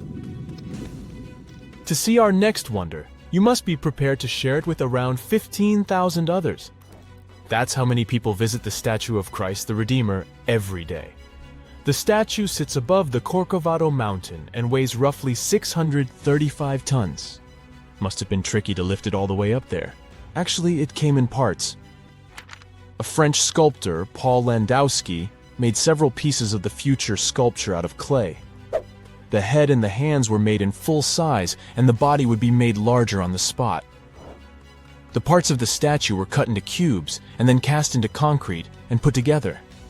Workers prepared the cement right on the spot and transferred all the tools by a small cogwheel railroad which tourists used to get up the hill. The statue is the best proof that lightning does strike in the same place more than once. It must be because of its position on top of the mountain, its fingers, head, and eyebrows got damaged by storms. Time to move on. This time, we're going to Agra, India. Yep, to see the Taj Mahal, that beautiful pink construction. Wait, wasn't it always white? Well, the Taj Mahal changes its color depending on what time it is. It looks pale pink or pearly gray at sunrise, crystal white at noon, and the sunset paints it orange bronze. In the evening, it may even seem translucent blue. And that's not the only optical illusion here. When you move towards the main gate, the building seems gigantic. But the closer you get to it, the smaller it looks. The minarets, or towers on both sides, might seem to be standing perfectly straight, but in reality, they're leaning outward. It's done for aesthetic balance, and also to prevent the towers from falling on the main building in case of an earthquake. For construction finished in the 17th century, the Taj Mahal looks good as new. That's because it regularly gets a spa day. They apply a proper facial mud pack to it, which is a traditional recipe to keep the radiance. I'm feeling peckish from all the traveling. How about we go to Italy and have some pasta? Just kidding. The real reason would be to see the Colosseum, of course. Its original name was the Flavian Amphitheater because it was built by the Flavian dynasty. The new name is most likely after the colossal bronze statue of Emperor Nero that was once next to the building. The model for the statue was the Colossus of Rhodes. In its nearly 2,000 years, the Colosseum has lived through at least 3 major fires and 4 earthquakes. It was damaged, repaired, and rebuilt many times. The impressive construction once hosted up to 80,000 spectators. What they watched wasn't necessarily as cruel as Hollywood made us believe. Most gladiator matches went under strict rules. Sometimes the public would get bored with the show, and the participants would draw out of the arena. Once the Colosseum stopped serving as an arena for those scary shows, it was used as a cemetery, a place of worship, for housing, workshops for artisans and merchants, the home of a religious order, and a fortified castle. Now it's open to the public, and you can check out its underground labyrinth. Are you ready for the next wonder? It's the lost city of Petra, or rather, the rediscovered city, which was once super rich and vibrant, then got abandoned and found again in 1812. The whole city is made of sandstone, and even though it's in the desert, it has seen some pretty heavy rains. Still, it has lasted 2,000 years thanks to some very skilled workers. Modern laser scanning showed that they put giant steps into the mountain to check the quality of the rock and carve out the buildings without risking their lives.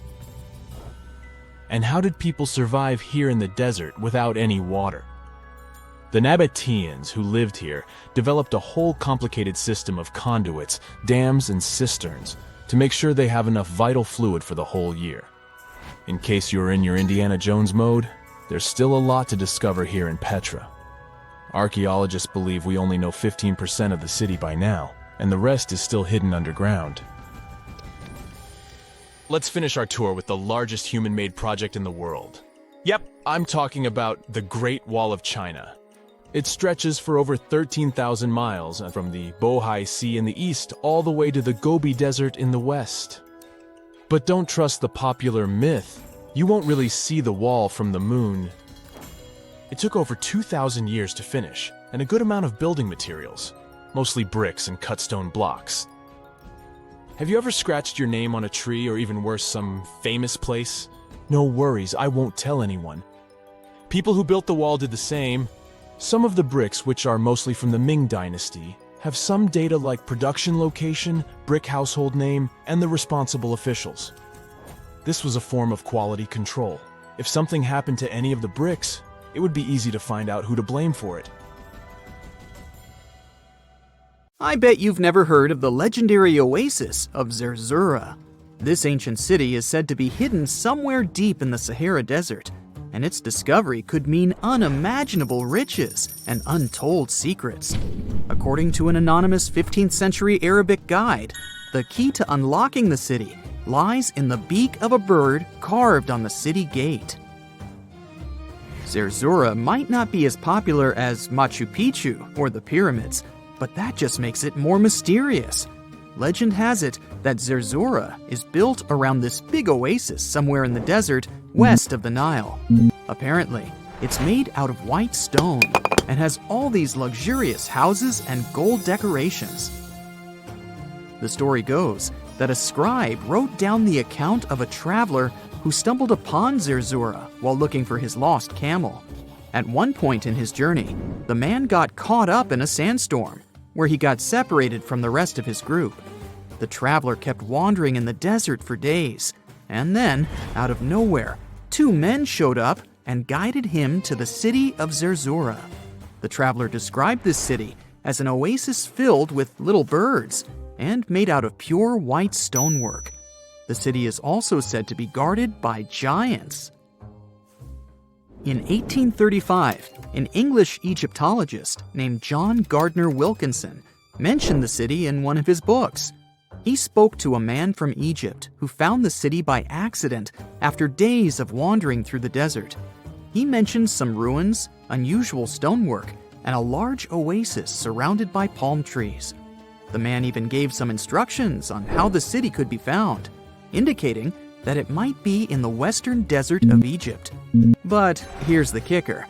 Even though a group of explorers went out to find Zerzura, they didn't succeed.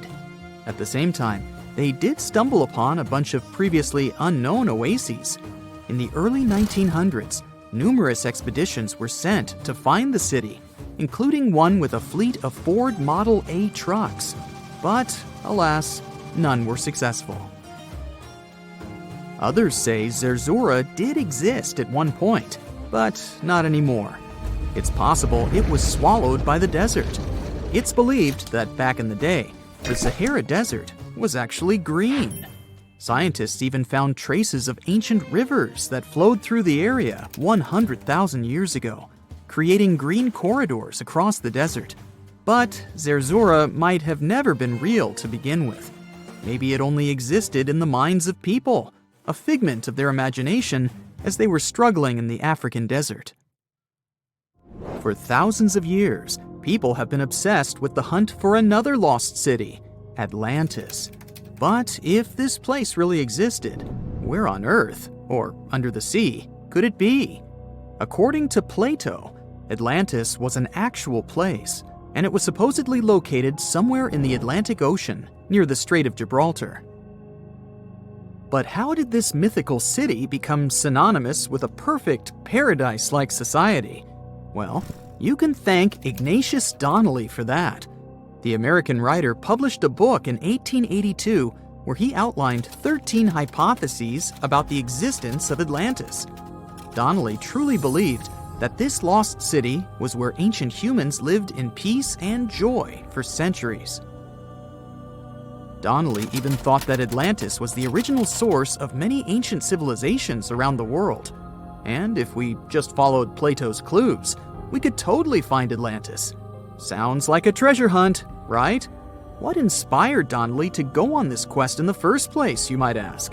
Apparently, an amateur archaeologist discovered the city of Troy, using Homer's The Iliad as a guide. Well, if Troy was real, then why not Atlantis? Back in the day, some people believed that America was the legendary Atlantis. Columbus really stirred up some excitement when he brought back news about the New World to Europe. But the real hunt for Atlantis didn't really start until the 20th and 21st centuries. Some people tried to connect the dots between a volcanic eruption on the island of Santorini and the destruction of Minoan settlements. But in 2018, a team of investigators claimed they had nailed it, announcing they had discovered concrete proof that Atlantis had existed. What was their evidence, you ask? A series of mysterious circles in a national park in Spain. But the circles turned out to be nothing more than experimental ponds for studying zooplankton. Let's face it, there's no real evidence that Plato's lost city of Atlantis actually existed. But it doesn't make searching for it any less exciting, does it? The Fountain of Youth isn't a lost city per se, but it is another mythical location that many have claimed to have stumbled upon over the years. Long ago, people were obsessed with the idea of living forever, or at least extending their lives as much as possible. Each culture had its own wild story, like the Greeks talking about a magic fountain that let people live longer, or Alexander the Great finding a river of paradise that could heal the wounded. Japanese legends spoke of hot springs that could make you young again, while the Caribbean locals talked about the restorative powers of the water in one of their own mystical lands. Explorers searched far and wide for these magical waters, but nothing. Probably the most famous of all was the story of the Spanish explorer Juan Ponce de Leon, who thought he'd found it in Florida.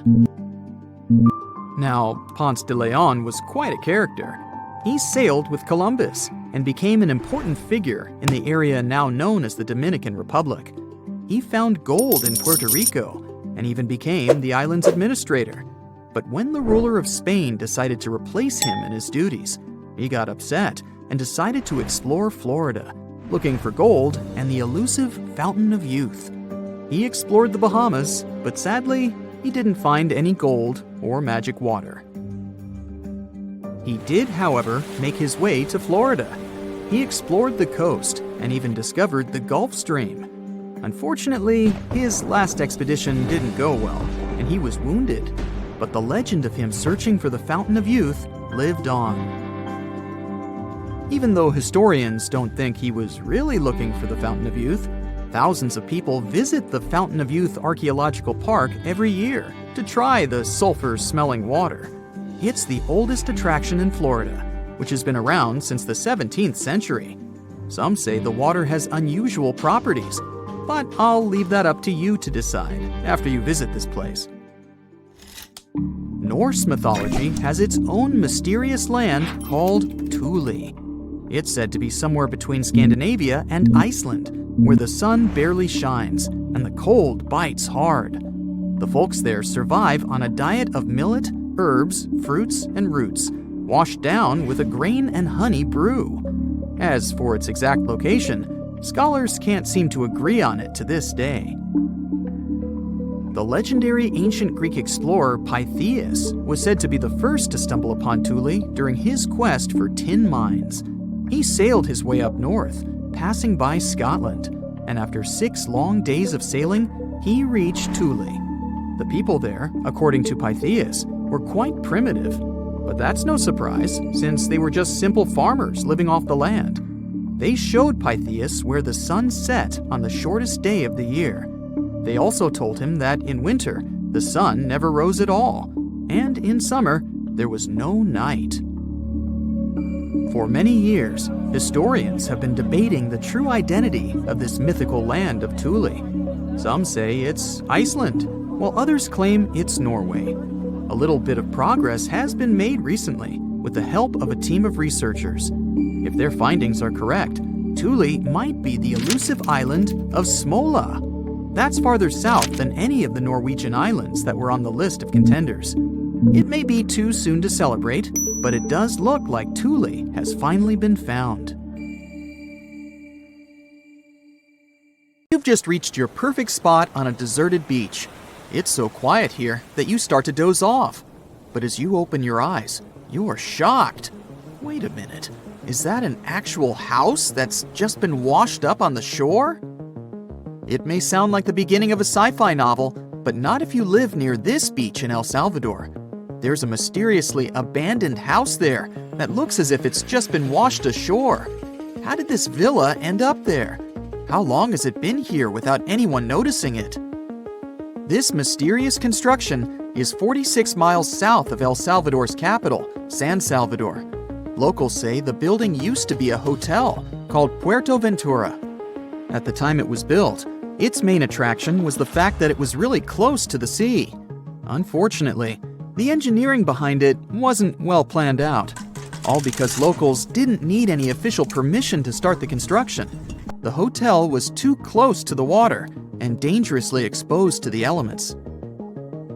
The Roman-style villa is now a mere 50 feet from the edge of the sea when the tide is low. It can only be accessed in the morning because later, the tides fill the first floor with salt water.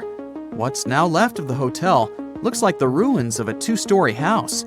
The front part is very impressive, with Roman-type pillars. It also has wide windows on the second floor. You can still see parts of the iron structures and remains of what used to be the gateway to the second floor. There are some bleachers at the top of the building. They're sometimes used by tourists. More and more people are now browsing the area, taking photos, even though the building is obviously not safe for climbing. There's little information on how long it's been sitting in its current location, but some locals say it's been there for at least 20 years. It had remained a local secret for years before it was discovered by a TikTok user in 2021. But that doesn't answer the question, how did the hotel end up in another location altogether? This is where things become a little fuzzy. While some locals say that the building was abandoned decades ago, others claim it was deserted after Hurricane Mitch hit the area back in 1998. Hurricane Mitch was one of the most dangerous weather phenomena to ever hit Central America. During the storm, the winds traveled at 178 miles per hour, and the hurricane itself lasted for about 15 hours. It was also the cause of a huge amount of rainfall, which resulted in floods and many dangerous landslides. Being built so close to the shoreline, the former hotel had little chance of surviving the extreme weather conditions, so it must have been literally displaced. After sitting under the sun, you might start dreaming of some snowballs getting washed ashore. To even out the temperature. I'm not kidding. This strange natural phenomenon did happen back in 2016. It resulted in about 11 miles of the coast of the Gulf of Ob in West Siberia getting covered with huge snowballs. Because of the low temperatures, small pieces of ice started to form in the water. Afterward, the wind and waves rolled them into giant snowballs. Some of them were the size of a tennis ball, but others were up to 3 feet wide. A 2004 Harley-Davidson night train motorcycle popped up ashore on a British Columbia beach back in 2012. It was neatly packed inside a shipping container. It took some time to do it, but the owner was eventually traced down. His name was Ikuyo Yokoyama, and he lost his motorcycle after a tsunami struck Japan on March 11, 2011. To get to its final destination, the Harley-Davidson traveled more than 4,000 miles. To celebrate its long journey, Yokoyama donated the bike to the Harley-Davidson Museum in Milwaukee. It's been on display there ever since, in case you want to visit. This strange phenomenon made it look as if someone spilled dish soap all over the beach. But it does happen pretty often in Queensland. Sea foam covers the shore there a couple of times each year. It mostly happens after a storm, when ocean waves move dissolved organic matter around. It's basically like a giant ice cream maker.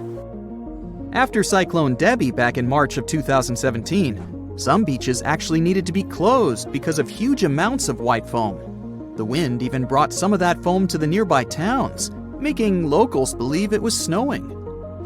Would you be surprised to see a 6 by 6 foot rusty metal die washed ashore on your local beach? Because back in 2017, people in Coeur d'Alene in Idaho sure were. It turned out to be an old storage tank. Someone decided to spice it up a bit by adding some white spots to make it look like a die. In 1992, thousands of rubber duckies got stranded at sea after a large container ship that was transporting them was hit by a wave. As you can imagine, the ducks started popping up all over the world, in Hawaii, Alaska, South America, Australia, in Europe, and even in the Arctic. It's estimated that a couple hundred of those unlucky rubber ducks are still out there. Interestingly, they turned out to be very useful to scientists. Based on their movements, researchers can monitor the direction of water currents. If you happen to like dinosaurs, You'll be happy to know sea waters can also bring ashore some fossils. In 2018, a large dinosaur jawbone ended up on the coast of Lilstock Beach in Somerset, England. It used to belong to a dinosaur called Ichthyosaurus. Thanks to this finding, scientists were able to make an impressive discovery. Before, they thought the Ichthyosaurus could reach a maximum length of about 69 feet. But after they studied the jawbone, they ended up recalculating the creature's size. They concluded that the Ichthyosaurus could grow up to 85 feet. The megalodon was the largest predator in our planet's history. It lived almost all over the globe, except near the poles. How do we know that? Because megalodon teeth keep appearing on beaches every now and then.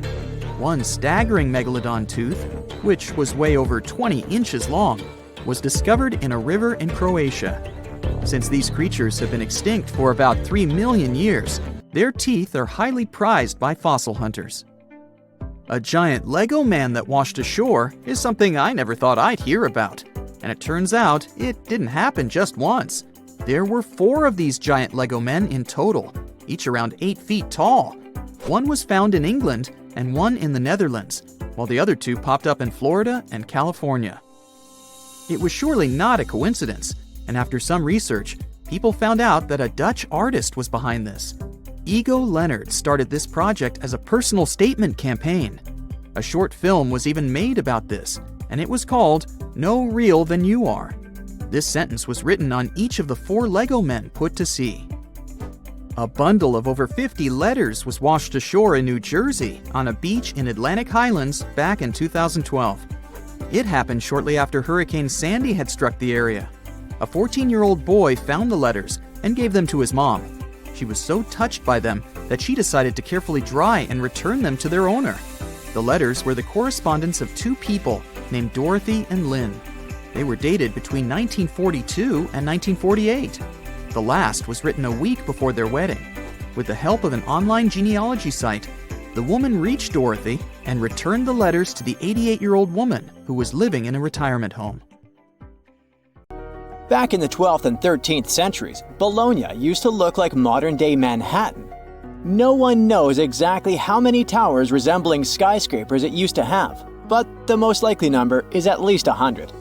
The tallest of them was around the same height as Big Ben.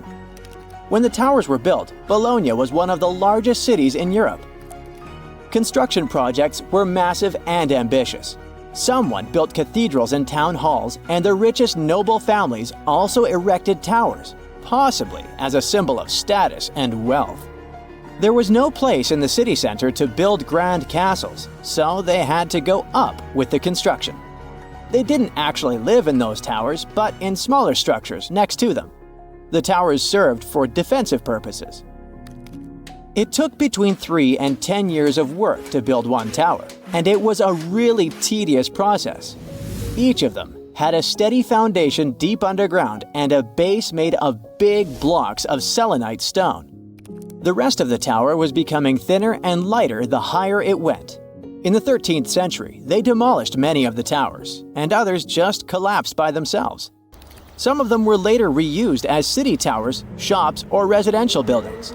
Now you can see only 22 towers still standing in the center of Bologna. 2 of them have become the unofficial symbol of the city, mentioned in every guidebook. Another historical surprise coming from Italy is that gladiators weren't only male. Gladiatrix were rare, but they did exist. There's evidence that several women took part in Rome's public games.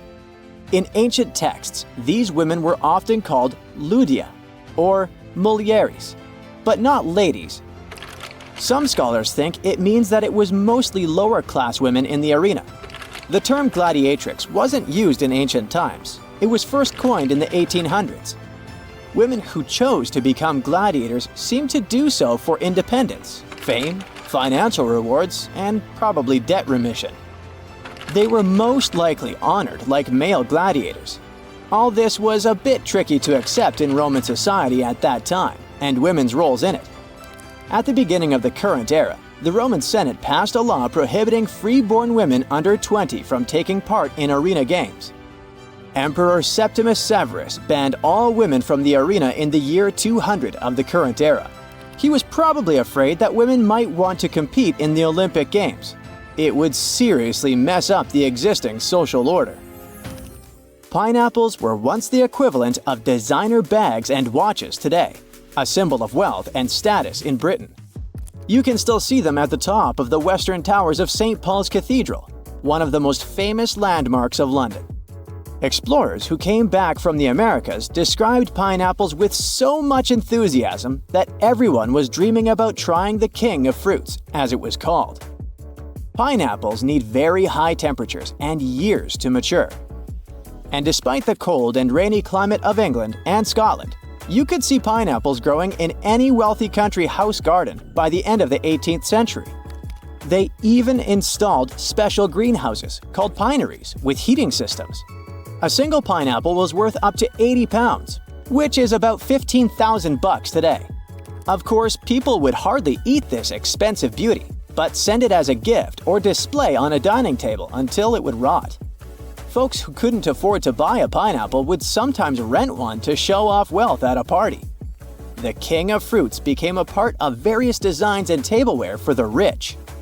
Stone pineapples on gateposts and the pineapple atop the Wimbledon trophy are living memories of that time. Around 1820, there were so many pineapples imported from abroad that they started losing their luxury status. 100 million years ago, there were giant crocodiles living in the Sahara Desert. In the 1990s, paleontologists found fossilized skeletons of primitive crocodiles, including the so-called supercroc. They discovered several partial skeletons from 110 million years ago. This prehistoric giant with a head as large as an adult human was about 40 feet long. That's about 2 times as tall as a giraffe. The croc thrived both in water and on land as part of a diverse ecosystem of ancient North Africa. The expeditions to the Sahara found a whole lost world of ancient crocodiles, with some species that resembled modern animals. One of them was the dog croc. With its tall legs and keen sense of smell, it moved through the surroundings much like a dog. Another fascinating find was the duck croc, a 3-foot-long crocodile with duck-billed platypus-like features. It was adapted for life on land rather than water. And then there was also the rat croc, a small 2-foot-long crocodile. This species had front teeth, perfect for digging up insects. These prehistoric creatures were more agile, active, and probably more intelligent than today's crocs, who are passive hunters. If noise-canceling headphones had been invented in the 19th century, they would have come in really handy. On the 27th of August 1883, the island of Krakatoa in Indonesia experienced a catastrophic eruption. It produced what is believed to be the loudest sound ever recorded. As Krakatoa collapsed, it triggered tsunamis with waves reaching 151 feet that traveled as far as South Africa. Krakatoa was an uninhabited volcanic island that hadn't erupted for 2 centuries before this terrible day. The eruption took the lives of over 30,000 people and caused extreme fluctuations in air pressure, perceived as sound. A barometer at a gasworks 100 miles from Krakatoa recorded 172 decibels. An average human can withstand up to 130 decibels of sound without getting in serious trouble.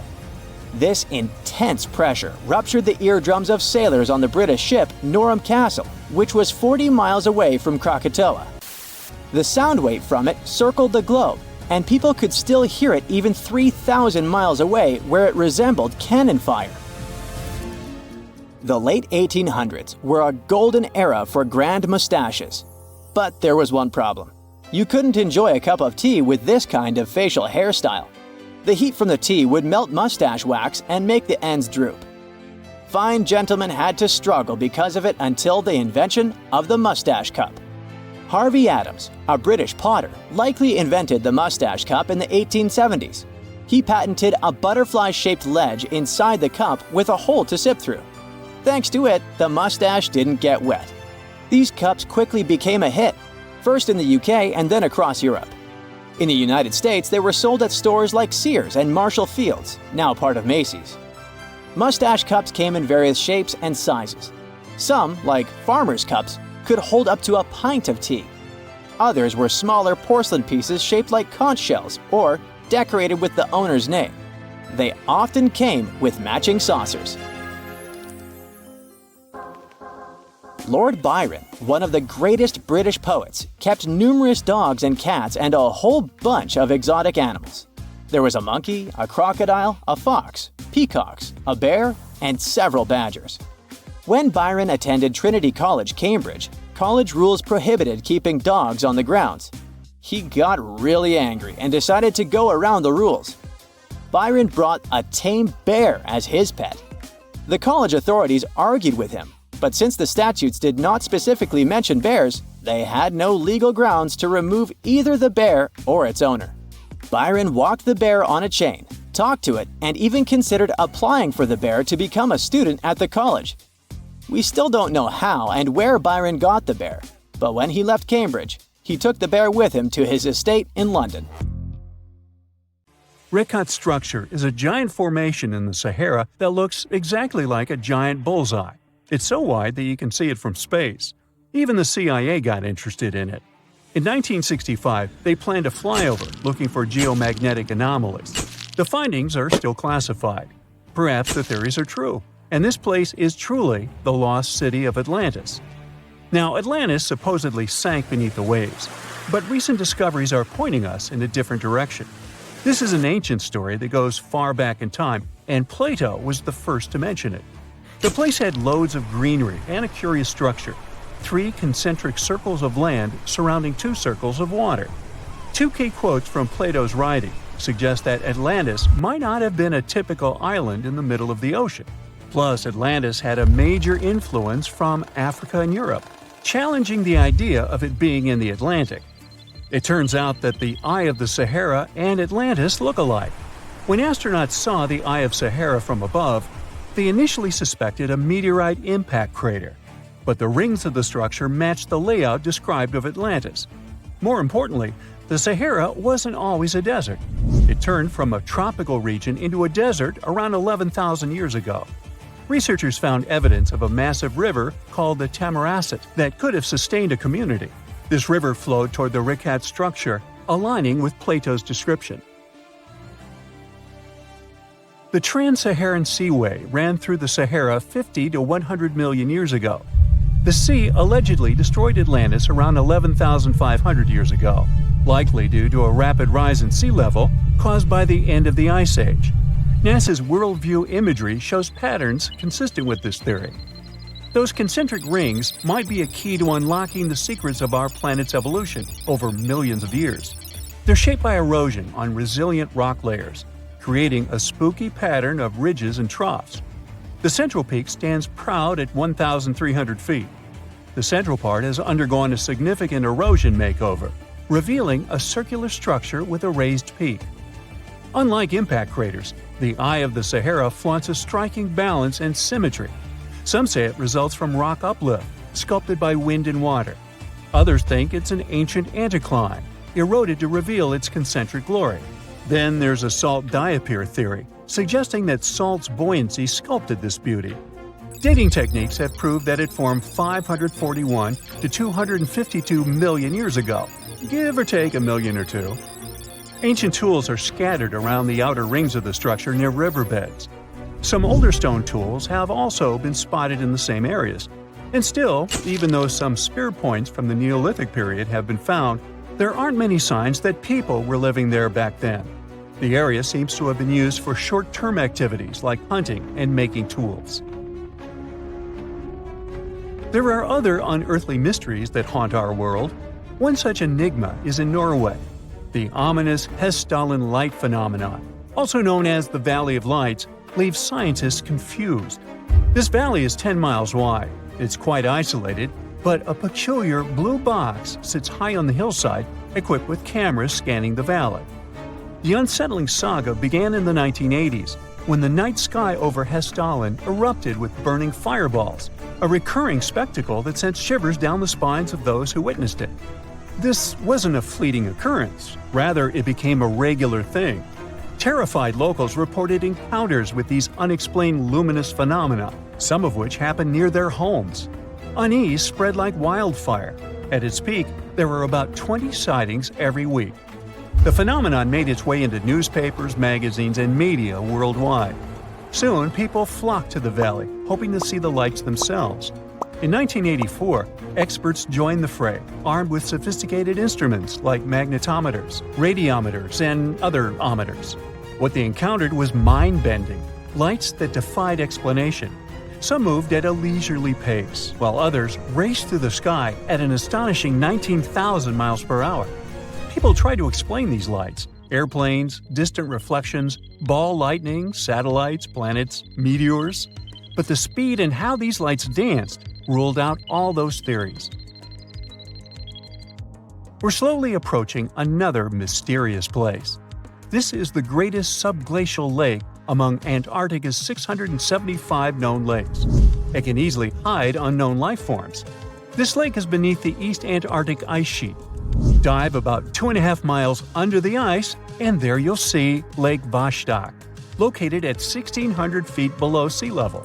This lake is 155 miles long and 31 miles wide at its broadest point.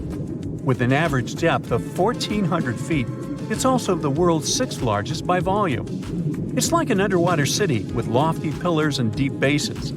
The secret lake was discovered in 1993, yet it had been waiting to be found down there for over 2,000 years, collecting ancient secrets. In 2012, scientists drilled through the ice, creating the longest ice core ever. They pierced the ice all the way to the lake's surface.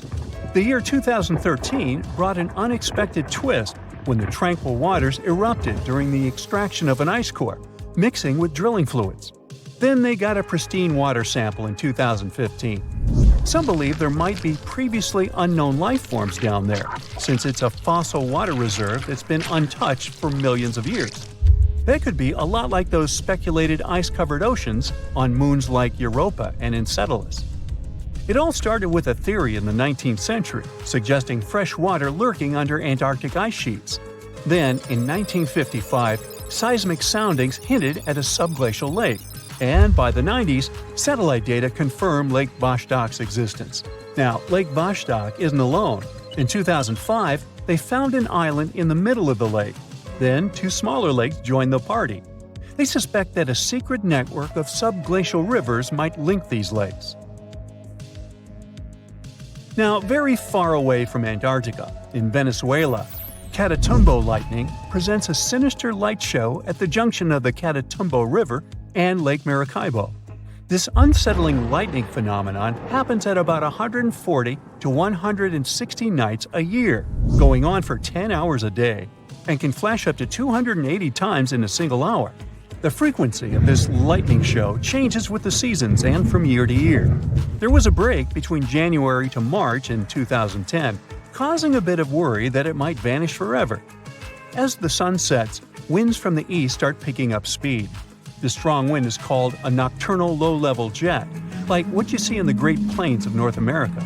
These winds bring moisture, mostly from the Caribbean and the lake itself. This humid air hits high mountain ridges, causing thunderstorms to form over the mountains. Thanks to the ongoing wind situation, more thunderstorms appear as the night goes on. This pattern repeats itself, and is why this area has the highest annual lightning rate globally. The next place scientists cannot explain is in China. That is the Longyu Caves. They have lofty slanted roofs and sturdy pillars. The spot remained hidden for centuries. These human-made caverns, built around 2,000 years ago, decided to reveal themselves only in the 90s. Local farmers drained some ponds and unveiled 5 massive caverns. Further digging exposed an additional 19 smaller caves. They range from 60 to 110 feet in width and 26 to 50 feet in height. Archaeologists found historical relics from the reign of Emperor Zhuan of Han, dating back to over 2,000 years ago. Now, how did these caves survive for more than 2 millennia without falling apart? No ancient records explain the way they were crafted either. The walls show chisel marks, hinting at some layer-by-layer chiseling action, but the exact construction process is still a head-scratcher. This just in, the world's oldest pyramid was built during the last ice age. And I'm not even talking about Egypt. I'm saying our ancestors might have spewed a 27,000-year-old pyramid in West Java. Gunung Padang is not exactly shouting pyramid. It's more of a mound with huge scattered stones tossed all over it. But local people seem to revere it, and they have for centuries. It wasn't until recently that the Indonesian authorities decided to excavate a bit deeper to see what all the fuss was about. They ended up finding the remains of a human settlement. It was rather unexpected, since the mound is pretty high up. This excavation could only prove there were humans in the area as far back as 45 BCE, which sounds reasonable. It was up to an Indonesian geologist named Donny Hillman to prove that Gunung Padang is the world's first pyramid. He used all sorts of new technology to support his claim. Our guy used carbon dating, which digs deep into the earth and takes whole chunks of soil.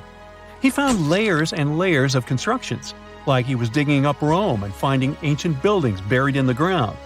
His research proved that there had been caverns and even rooms down there, which could only mean one thing: humans. As for the rocks located up in the mound, they were most likely strategically placed by the people who lived there back in the day. They needed a place to meditate, so they arranged things in a harmonious way. Their smooth surfaces wouldn't be the result of years of erosion, but the works of great sculptures, the Michelangelos of their day, let's say. If this is all for real, then human civilizations began way before we think they did. Our ancestors, the Paleolithic humans, didn't have what it took to be considered a civilization, especially not the tools and knowledge to build pyramids. They needed a lot of masonry skills, which weren't all that available during the last ice age. His peers don't share this view, though. They could believe Hillman's theory if he had found evidence such as charcoal and bone fragments, but he didn't. Flint Dibble, another archaeologist, says that without concrete evidence of human activity, there's no proof of an actual pyramid. In this case, all the data proves is that the soil in the mound dates back to 27,000 years ago.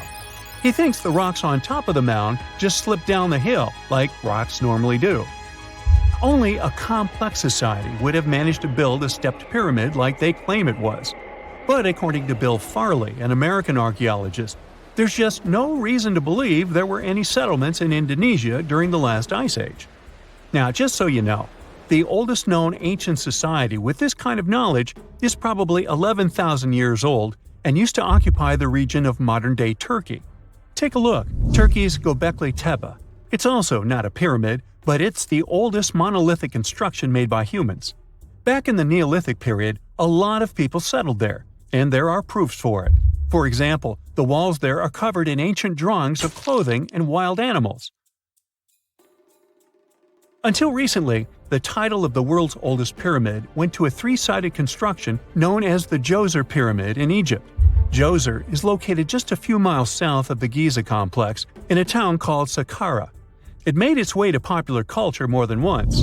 In the 18th century, it became a common feature in European paintings. Young men from the cultural elite did a grand tour around the world, and Saqqara was at the top of their list. It was also featured in the video game Assassin's Creed, with a digital representation way more accurate than many historical drawings of the thing. That was kind of a big deal in ancient Egypt, to build pyramids for kings to spend their afterlives. And if you thought the Khufu pyramid was the oldest one in the world, well, Djoser was built 70 years ahead of that time. The development of new technology has allowed archaeologists to make groundbreaking discoveries, and a new, or should I say ancient pyramid in South America might win the title in dispute. It turns out that pyramids were also pretty fashionable in the Americas in the old days. Among them are the iconic pyramids of Guatemala's Tikal temple complex, the same ones that appeared in Star Wars No. 4. But to find the oldest pyramid in the Americas, one would have to travel to Peru. Deep in the Peruvian desert, archaeologists stumbled upon a sprawling ancient metropolis known as Corral.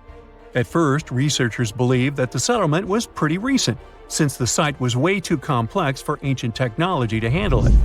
As we said, Caral is a desert town, like Las Vegas, but without all the hoopla. This means no easy access to water. And for cities like these to thrive, they need a considerable irrigation system, which leads us back to complex technologies. The Peruvians surprised us all with this new discovery. This site was huge, filled with an amphitheater, houses, and religious buildings. The whole thing probably sprawled through 370 acres. And when scientists went to test their initial hypothesis using radiocarbon dating, they found that the city probably sprung around 2027 BCE. On the site, archaeologists found 6 pyramids that could possibly predate the one in Saqqara. As far as they know, both civilizations coexisted in the same time period, in opposite parts of the world. But since researchers can't pinpoint the exact age of Caral's pyramids, it's pretty hard to guess which civilization completed their pyramid first. If only we had a crystal ball. Now, it just so happens that the shape of a pyramid is something that nature is able to produce all on its own, leaving us modern-day humans a bit confused. A classic example is the Japanese side of Yaonagani, which also goes by the name of Japan's Atlantis. The entire monument is about the size of 5 football fields and the height of a 5-story building. Explorers and scientists believe that Yaonagani dates back to 10,000 years ago. For Japan's top marine geologist, Professor Masaki Kimura, Yaonagani is the heritage of a lost civilization. Kimura has dived into exploring the ruins over 100 times over the past 10 years. To him, there are clear signs of human activity down there. Check out this triangular-shaped pool on the monument's surface. Kimura thinks it's actual proof of humans, because this triangle-shaped concave is a historical symbol of water fountains in the region. As it happens with a lot of these cases, not all scientists are convinced the same. For many, Yaonagani is probably the result of thousands of years of erosion, and the fact that the monument is composed of one massive rock leads them to believe it is not really human-made. Sure, these huge basalt columns may look like the ruins of a palace, but they're most likely the result of the intense volcanic activity in the region. And speaking of natural formations that really look like a human made it, a pyramid on Mars has been a hot topic lately. Humans have been keenly trying to prove that there is life on Mars for quite some time. But some are stretching it really far, saying that little green or gray people built a pyramid on the planet to try and build their own civilization. This picture was taken over a decade ago by the Mars Reconnaissance Orbiter, the MRO, but it started to resurface recently. It shows what looks like a 3-sided pyramid. Some people claim that the smooth side of the pyramid could only be the effect of otherworldly work. Then science comes along and explains that Mars is home to one of the deepest canyon systems in the whole solar system. The so-called pyramid is located in what is known as the Kandor-Chasma region. This Martian region has a bunch of similar formations that are nothing more than the result of erosion. Nothing supernatural going on there, apparently. The year is 2160. The place, the Pacific Ocean off the coast of Japan. The ocean seems calm, at least the surface does. The ocean floor is cracking right now. Boom! The earth opens up, magma shoots out. The crack in the ocean floor triggers an earthquake, and a massive amount of energy shoots into the ocean. And now for gravity to get involved. It pulls the water down and makes it move faster and faster. It's a tsunami. A wave as high as a skyscraper plows toward Tokyo at 500 miles per hour. That's millions of tons of water. It would be awesome to take a picture of it, but there's no time to admire the power of nature. The tsunami's about to hit Tokyo Bay. The tsunami smashes ashore and starts attacking the largest structure on the planet, the Tokyo Pyramid Metropolis. It's 6,600 feet tall. That's 5 times the height of the Empire State Building. Imagine if the entire population of Denver, Colorado lived and worked in one building. The Tokyo Pyramid Metropolis, TPM, can handle 750,000 people at a time. Incredibly, the structure withstands the impact, and most of the tsunami's energy seems to have just disappeared. This time, engineering stands up to nature. TPM was built by the Shimizu Corporation, which was founded in 1804. The pyramid is the most stable structure around. If you don't believe me, go to Egypt and see the Great Pyramid of Giza. It's lasted 4,500 years and it's still going strong. The TPM is built on water and consists of 204 individual pyramids. They look like bunches of grapes stacked on top of each other, 8 tiers in all. Only in this case, each grape is the size of a Vegas casino. The TPM's actually hollow. That's how it defends itself against typhoons and tsunamis. It doesn't meet the wind and waves head-on, but lets all that energy just pass right through it. Robots and autonomous control systems run this place. It runs on solar, wind, and wave energy. The pyramids are connected by passages, all in all about 85 miles worth. They connect everything and are maintained by AI that always finds you the fastest way to get from Pyramid A to Pyramid B. The TPA's obviously the city of the future, but human tech isn't quite ready for it just yet. Originally, engineers decided to install the pyramid on 36 columns, all dug into the ocean bed. If you build a pyramid that size out of steel and concrete, you'd be looking at 50 million tons of load press in on itself. The TPM would have collapsed under its own weight and imploded into the ocean. They needed something 1,000 times lighter than concrete and stronger than steel. So, what's this futuristic material? Look at this old guy. It's the first car on the planet with an internal combustion engine. It hit the road in 1885. And this is the first artificial satellite that humans launched into space. It only took an evolutionary blip to go from the first horseless carriage to our first flight into space. That TPM's not looking so ridiculous. Hey, we can do anything. The solution is carbon, and it's everywhere. It's the rod in your pencil, and the diamond in your crown or ring or industrial drill. But we don't just need ordinary carbon, we need graphene. It's a type of carbon we can make nanotubes out of. They're thinner than a human hair, but 400 times stronger than steel. And most importantly, they're light. Nanotubes aren't affected by chemicals, oxygen, or water. Perfect for the TPM. That's just a fancy way of saying the thing's not going to rust.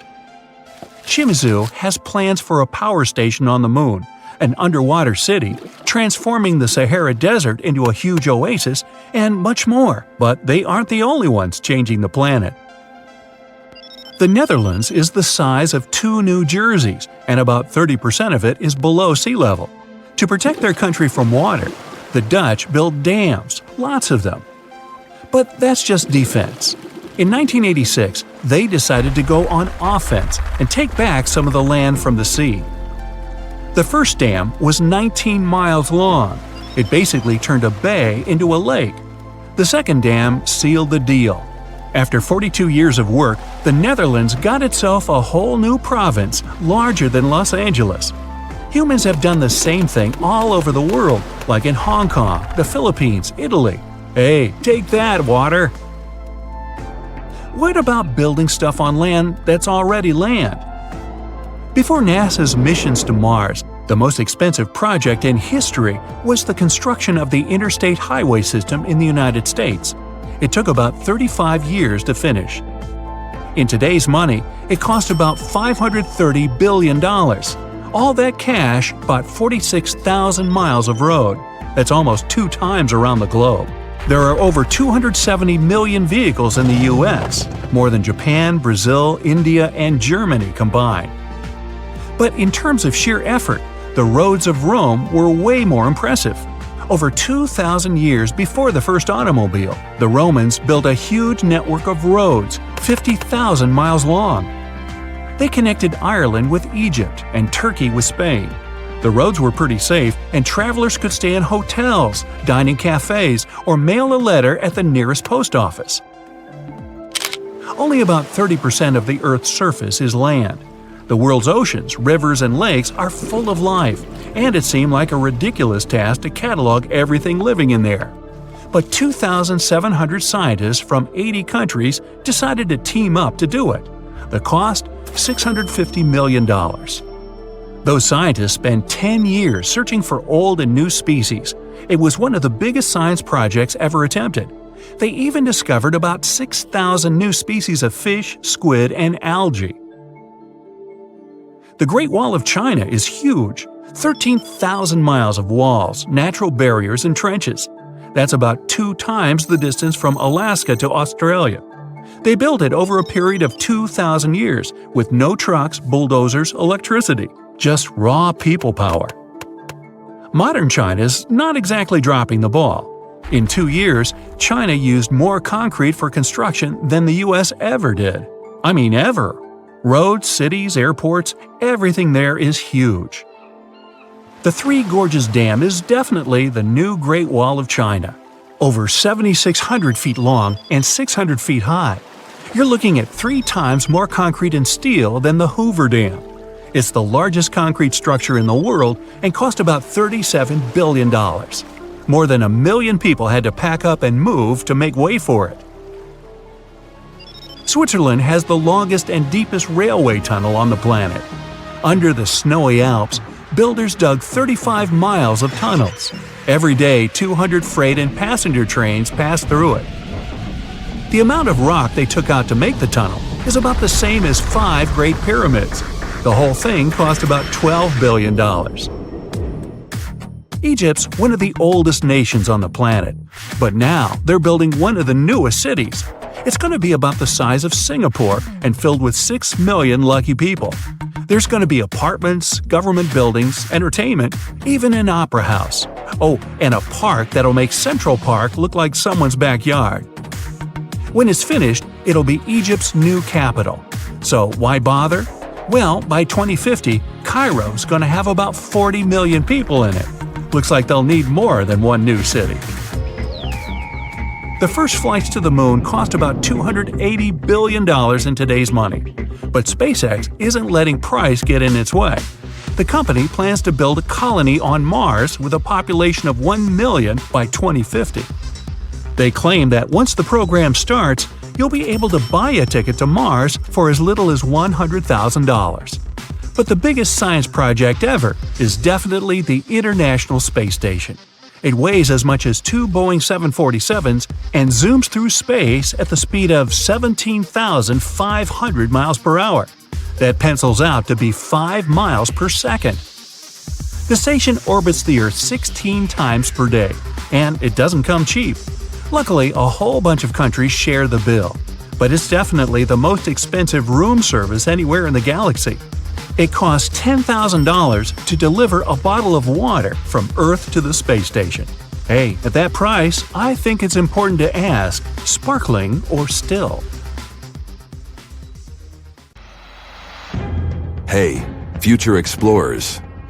Let me tell you, some stuff might still be hanging around even 2,000 years later. Finland has an underground nuclear storage facility designed to last 100,000 years. Picture a massive underground tunnel system carved right out of solid rock. They wanted a solution that wouldn't burden future generations with constant babysitting in the area. This impressive place sits about 185 miles northwest of Helsinki. The engineers started planning it way back in the 1970s. They wanted to close up shop and decommission it in the 2000s. The heart of the crib is a spiraling track that's going to stretch 3 miles, diving down. To ensure maximum safety, they've got a bunch of multiple barriers in place. Steel and concrete structures are supposed to do the job. The waste fuel rods will be snuggled inside copper canisters with thick walls. These canisters will sit on a cozy bed of bentonite clay, which swells up when it gets wet. This way, it acts as a buffer against any geological shenanigans and prevents any pooling of liquid, which could corrode the copper. It's an incredible feat of engineering, and it's almost like creating a time capsule that will withstand the test of time. Kudos to the folks working on this, even though they won't be around to celebrate when it's done. Maybe in the future, they will find a way to make it last for hundreds of years more. I mean, they started planning it in the 1970s, but in the future, it would be a totally different game. Let's move on to Italy. When you stroll into the Pantheon in Rome, it puts on a show just like it did almost 2,000 years ago. Now, let's rewind a bit. This structure went through some tough times. The first Pantheon caught fire and burned down not once, but twice. Some fellas even said it was cursed. The completed Pantheon was a grand masterpiece with Greek-inspired touches, like those fancy columns. But the real jaw-dropper was its gigantic dome, the largest unsupported concrete dome on the planet. Now, the Pantheon's original purpose remains a mystery. Some say it was a Roman worshipping spot, while others think it was where the emperor got his hotline to the deities. The massive eye on top, known as the oculus, lets in sunbeams and rain. Marble from all over the Mediterranean made it look snazzy, but the Roman concrete made the magic happen. Then we've got the impressive Hoover Dam in the USA, an architectural masterpiece. Experts designed it to harness hydroelectricity and prevent water from going where it shouldn't. This dam is built like a fortress. Steel, concrete, and a lot of TLC keep it strong. Let's jet off to New Delhi and check out the Akshardham Temple, even though it's very young compared to the other structures I've mentioned. It was completed in 2005. It already has the characteristics of a building that can stand for a long time. During the construction, numerous ancient and modern innovations were used to ensure its endurability. Next on our list of the world's most future-proof buildings is the St. Louis Arch, which rises high over Missouri. Also known as the Gateway Arch, it is the tallest human-made monument in the USA. The Great Wall of China. While it's not a single building, the Great Wall of China is an ancient marvel that has survived for centuries. Some sections of the wall were reconstructed in modern times, but they still carry historical and cultural significance. Those bricks might look a little crumbly, but hey, they're still standing strong. Then we have the former Byzantine church, now known as Hagia Sophia from Istanbul. It still looks glorious, and it's 1,500 years old.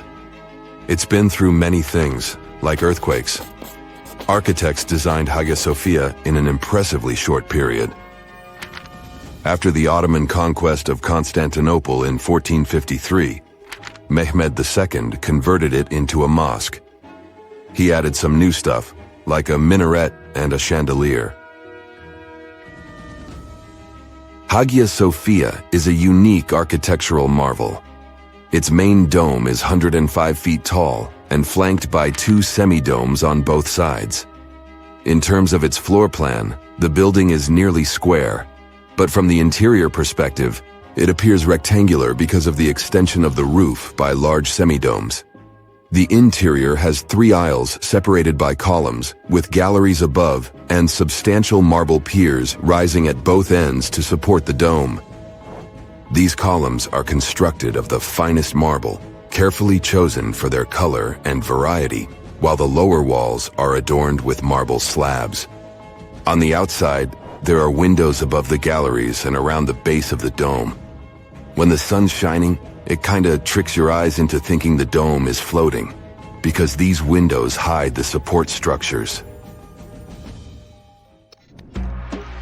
We couldn't have put together a list of the world's sturdiest buildings without mentioning perhaps the most famously enduring of them all, the Pyramids of Giza. They were completed around 2540 BCE. They've got the whole package: superior materials, genius engineering, and a design that puts all other structures to shame. The ancient Egyptians were all about building for eternity. They believed that the afterlife would last forever, so they made sure their tombs would too. The Egyptians threw in extra walls and other stuff just to be safe, even if they didn't fully understand the laws of physics. Now, Let's shift our gaze to our time. Can today's skyscrapers beat the pyramids in the longevity game? The Burj Khalifa in Dubai is the world's tallest building. It boasts impressive engineering and architecture. Its reinforced concrete and steel structure, along with its iconic design, might help it withstand the test of time. Sure, skyscrapers are super tall and fancy, but they're not as sturdy as the pyramids. Modern skyscrapers need to deal with crazy winds, lightning strikes, and earthquakes too. Experts haven't agreed on this yet. Some say that if we take good care of them, they can last. But others think they'll eventually be torn down or abandoned. The verdict? Only time will tell. Alexander Rose and his team are up to something jaw-dropping. They're creating a 10,000-year clock in the Texan desert. But before we get into the nitty-gritty, let's take a trip to Japan. There, they have this fantastic tradition of rebuilding the Jingu Shrine with wood and thatch every 20 years for more than 13 centuries. It's to preserve the structures and pass on the craftsmanship to the next generation. But let's not stop there. Ancient artifacts and buildings from various cultures have survived the test of time, and each one has something to teach us. The clock project takes inspiration from these long-lasting wonders and aims to encourage us to think about our long-term future. Building a clock to last 10,000 years is no easy feat. The team must consider materials, location, and past examples of long-lasting structures. For instance, some of history's unique treasures survived simply because they were lost and found later. Going underground is another way to protect artifacts. Subterranean environments shield items from the elements and keep temperatures stable. But there's one pesky problem: water. It's always trying to sneak its way in. Materials matter big time when it comes to longevity. You see, everything ages because of oxidation, which means rusting. So, finding materials that can withstand thousands of years is vital. How long buildings can really last depends on the building's personality and purpose. Take those fancy office buildings, for instance. They're all about short-term commitment, designed to last only 30 to 50 years. Just like with any relationship, it takes effort to make something last longer. Regular checkups, maintenance, and repairs are the key to keeping the spark alive. Have you ever seen a skyscraper that can change its shape? The creators of the F&F Tower in Panama City had a concept and only $50 million, which isn't a lot in skyscraper money. So they couldn't afford a mistake, and they finished a concrete structure with the 39 upper floors rotating 9 degrees around an axis from the first attempt without spending any extra time or materials. Dubai's rotating tower will look different every time you see it once it's finished. Each of its 80 floors will rotate 360 degrees individually around the center of the building. The lucky residents will be able to control that rotation, which means they can choose their view from the window. A complete lap should take about 90 minutes. And no, the tower won't be a huge waste of electricity. It will produce its own energy. Wind turbines between the floors will drive the rotations. If you've ever wanted to live inside a video game, book an apartment in the King Power Mahana Khan building. This pixelated skyscraper, around the height of the Eiffel Tower, is the tallest building in Thailand. The secret behind its looks is the horizontally and vertically divided glass windows. It took 5 years to finish this beauty with over 200 apartments, a hotel, luxury shops, restaurants, and one of the most breathtaking viewpoints in the world.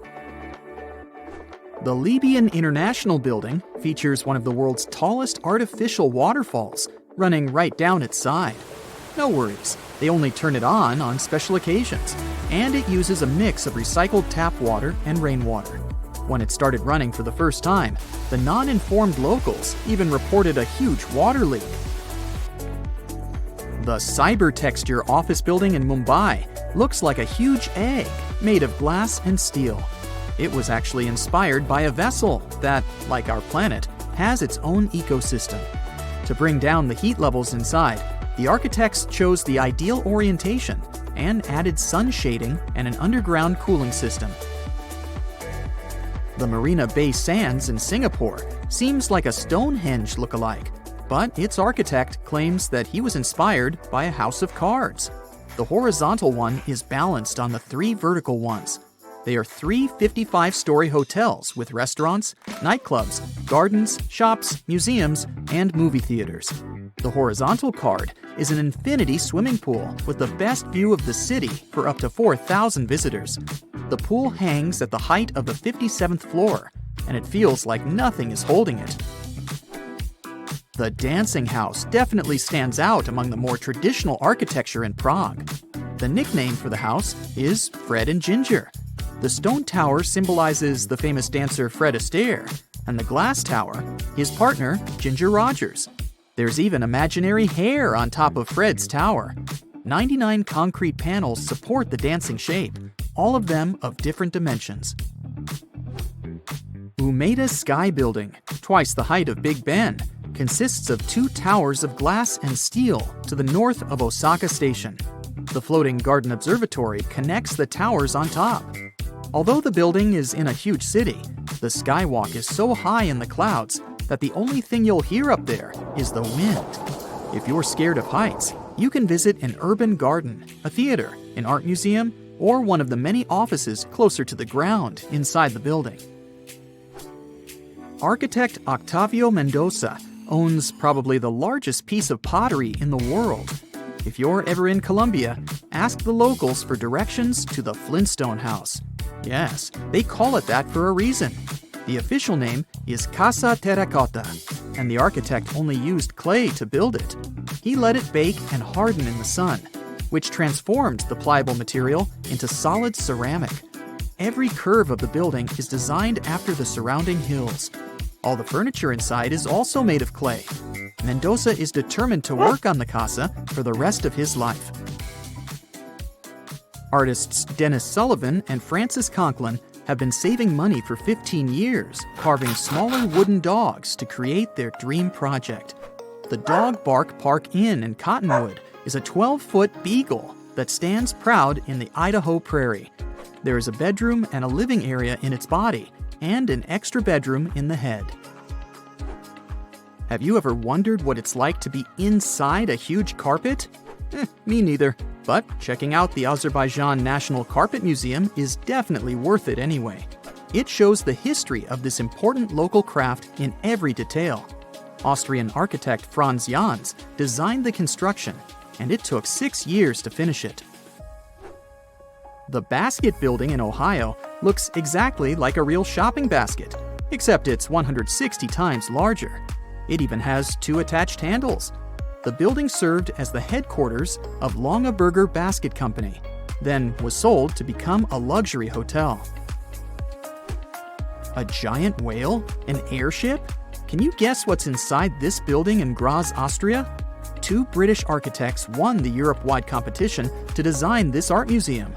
The biomorphic construction has around 1,000 acrylic glass elements on its skin. During the night, it can send light signals and messages to people on the other side of the river. It takes in daylight from the north through nozzles on its top. The needle is a viewing platform. The Half House in Toronto, Canada, was built in the late 19th century and was one of 6 identical houses standing next to each other. When developers came to this area, the owners of all the other houses agreed to move, and this one wouldn't go. A demolition crew showed some impressive skills as they managed to tear down the neighboring house without doing any damage at all to what is now the Half House. The white exterior wall used to be load-bearing, dividing the neighbors' bedrooms and living rooms. One wrong move of the excavator, and the entire construction would become ruins.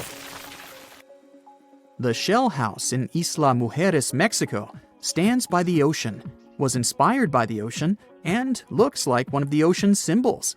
The house is shell-shaped and covered with shells from nearby beaches. Architect Eduardo Ocampo designed this beauty as he wanted to have a one-of-a-kind house for his brother to come and visit more often. Now it's up for rent for vacationers. The Bubble Palace, not far away from Cannes in France, was designed by a Hungarian architect and purchased by Pierre Cardin. In case you have a couple of spare million, you can buy this interesting property. You'll get 10-bedroom suites decorated by contemporary artists, gardens, water ponds, a swimming pool, and a 500-seat outdoor auditorium with an awesome view of the Bay of Cannes as a bonus. Can you find one house standing straight here? I know, I also failed. All the cubes in the Cube House in Rotterdam are tilted 45 degrees at their side. The idea here was to make the most of the space. Dutch architect Piet Blom designed the houses in the late 70s to look like an abstract forest. Each triangular roof represents a treetop. The houses stand at 3 floors tall, with an entrance on the ground floor, an open kitchen, and a living room on the first floor, as well as a bathroom with 2 bedrooms on the top floor. The Boot in Tasman, New Zealand is a hotel that looks like it comes straight out of a children's book. It even has legit shoelaces. There's a spiral staircase, cozy fireplace, kitchenette, and a bedroom with a balcony. If you ever find yourself in Mitchell, South Dakota, be sure not to miss out on their key tourist attraction, the Corn Palace. The locals have always been so proud of prairie gold that they first built a palace out of corn back in 1892 to prove to the rest of the world how fertile their lands are. What you can see now is the rebuilt version. Every year, they put new corn in 13 shades to form new beautiful murals. So you're having breakfast at home and wave at the passengers of a plane passing by your house. Another one. You live on the 739th floor of Exceed 4000. It's an entire city contained in one massive skyscraper. It sounds unrealistic right now, but one day it may become a reality. So let's see what we'd need to make it happen. But first, let's browse through the list of once tallest constructions on the planet. The Great Pyramid of Giza, originally standing at 481 feet, used to be the tallest structure ever built by humans for over 3,800 years. The Lincoln Cathedral took this title away from the Great Pyramid only in 1311, winning by just 1 foot. Then, the Washington Monument became the new champion. As people were starting to use steel more and more, the Eiffel Tower became the tallest construction in the world. Then followed the Empire State Building. It didn't keep the title for long, with more and more skyscrapers built across the world. Let's fast forward from here to the current record holder, the Burj Khalifa. It has 163 floors and stands twice as tall as the Empire State Building and around 3 times taller than the Eiffel Tower. On a clear day, you can see it from a distance of 60 miles. It takes a whole 1 minute in a high-speed elevator to get from the ground floor to level 124, where one of the observation decks is located. It took 6 years to finish this beauty, which became one of the symbols of Dubai. Speaking of its location, if you've ever tried building something in the sand, you know how hard it is to make the construction stable. The engineers had to drill 192 holes under the 110,000-ton concrete foundation of this massive construction. They also brought millions of tons of sand from Australia. Yes, they brought extra sand to the desert because the local sand gets doughy, almost like snow, in endless dust storms. The Australian sand is less smooth and has turned into a perfect base for the building. Thanks to the friction between concrete and soil, these piles don't move at all, and the foundation remains solid. Now, the same architect designed another building that is supposed to become the new record holder. The Jeddah Tower in Saudi Arabia is supposed to be almost 600 feet taller than Burj Khalifa. Once finished, the construction, made of 80,000 tons of steel, will host the world's highest observatory. Jeddah Tower will have 59 elevators, and some of them will be double-decker ones. The bottom third of the skyscraper is supposed to be office spaces. The next levels will host a luxury hotel, and the remaining 167 floors will be reserved for apartments. The narrowing silhouette of the building is supposed to help it withstand winds and gravity. The base will definitely be extra wide to make the entire construction stable. Only 1/3 of the building has been finished so far, and construction has been frozen for an unknown period of time. The reasons for this decision don't have to do with geology or climate. Humans have learned to deal with all kinds of soils and conditions. For example, if we want to build our future skyscraper in a seismically active zone, we'd need to make it flexible. Piles can hold the weight of the building, but the concrete pad would stand on huge springs. During an earthquake, the ground will shake and move from side to side, but the springs will dampen and compensate for the movement, so the building will stay in place. The wind is another problem for skyscrapers. The taller the building, the more the wind's affected. That's why most skyscrapers are built to be able to sway in the wind or have holes to allow the wind to pass through instead of crashing against the building surface. So, in theory, if you have the right materials and enough funding, you can go as tall as you want. All you have to do is expand the base to make your construction stable. Now, because our planet is spherical in shape, you'd have to stop at some point. But even a base of that size would be enough to hold a skyscraper higher than Mount Everest itself. Exceed 4,000 building would stop halfway in that race, at a height of 45% of the world's tallest peak. Mount Fuji became the inspiration for this design that might actually be built in the Tokyo harbor. It will be a self-contained city in one building, powered mostly by solar energy. This city can become home to up to 1 million people. And these people might not have to leave their huge home, as there will also be offices inside. Engineers will need to work out several issues to make the whole project possible. Since the building will have 800 floors, there will be a huge difference in air pressure between the top and the bottom levels. They'll need to figure out a way to level it out so residents feel comfortable and healthy. Then, just imagine the number of power cables to enable the work of all the gadgets and mechanisms. They plan to replace those with renewable energy generators. The base of the building will have to be about 4 miles in diameter to support its huge weight. It's the same size as the bottom of some mighty mountain. The opening on the top will let some air and natural light flow inside and lighten the load on the foundations. Exceed 4,000 currently holds the title of the largest building that has ever been fully designed but is not on the list of buildings to be completed in the near future. Engineers don't rule out that with new materials and design innovations, it may be technically possible, but it would cost a lot of money. Another ambitious project that is so far just a concept is a 12.4-mile skyscraper. That's 24 Burj Khalifas put on top of each other. Wow! Science fiction author Neil Stephenson, who developed the project, suggested using this skyscraper as a liftoff ground for rockets. The author studied physics before taking up science fiction, so the project could be realistic with the right high-grade steel. Stevenson claimed it would be the cheapest way to launch rockets into space. The engineers would also have to take care of the winds that get pretty intense at a height like this. Speaking of space travel, we might not even need rockets to go up there in the not-too-distant future. The space elevator could take humans up to an altitude of 22,000 miles from the Earth's surface. The idea is actually nearly 150 years old. Both NASA and researchers from different countries agree we're now pretty close to its realization. Some construction companies claim they can build it by 2045. The first big step towards that goal is to test how an elevator would act in space. It will be a unique experiment, and a mini elevator used in it will be a prototype of the future grand project. Scientists are trying to find the right material to replace the regular cable.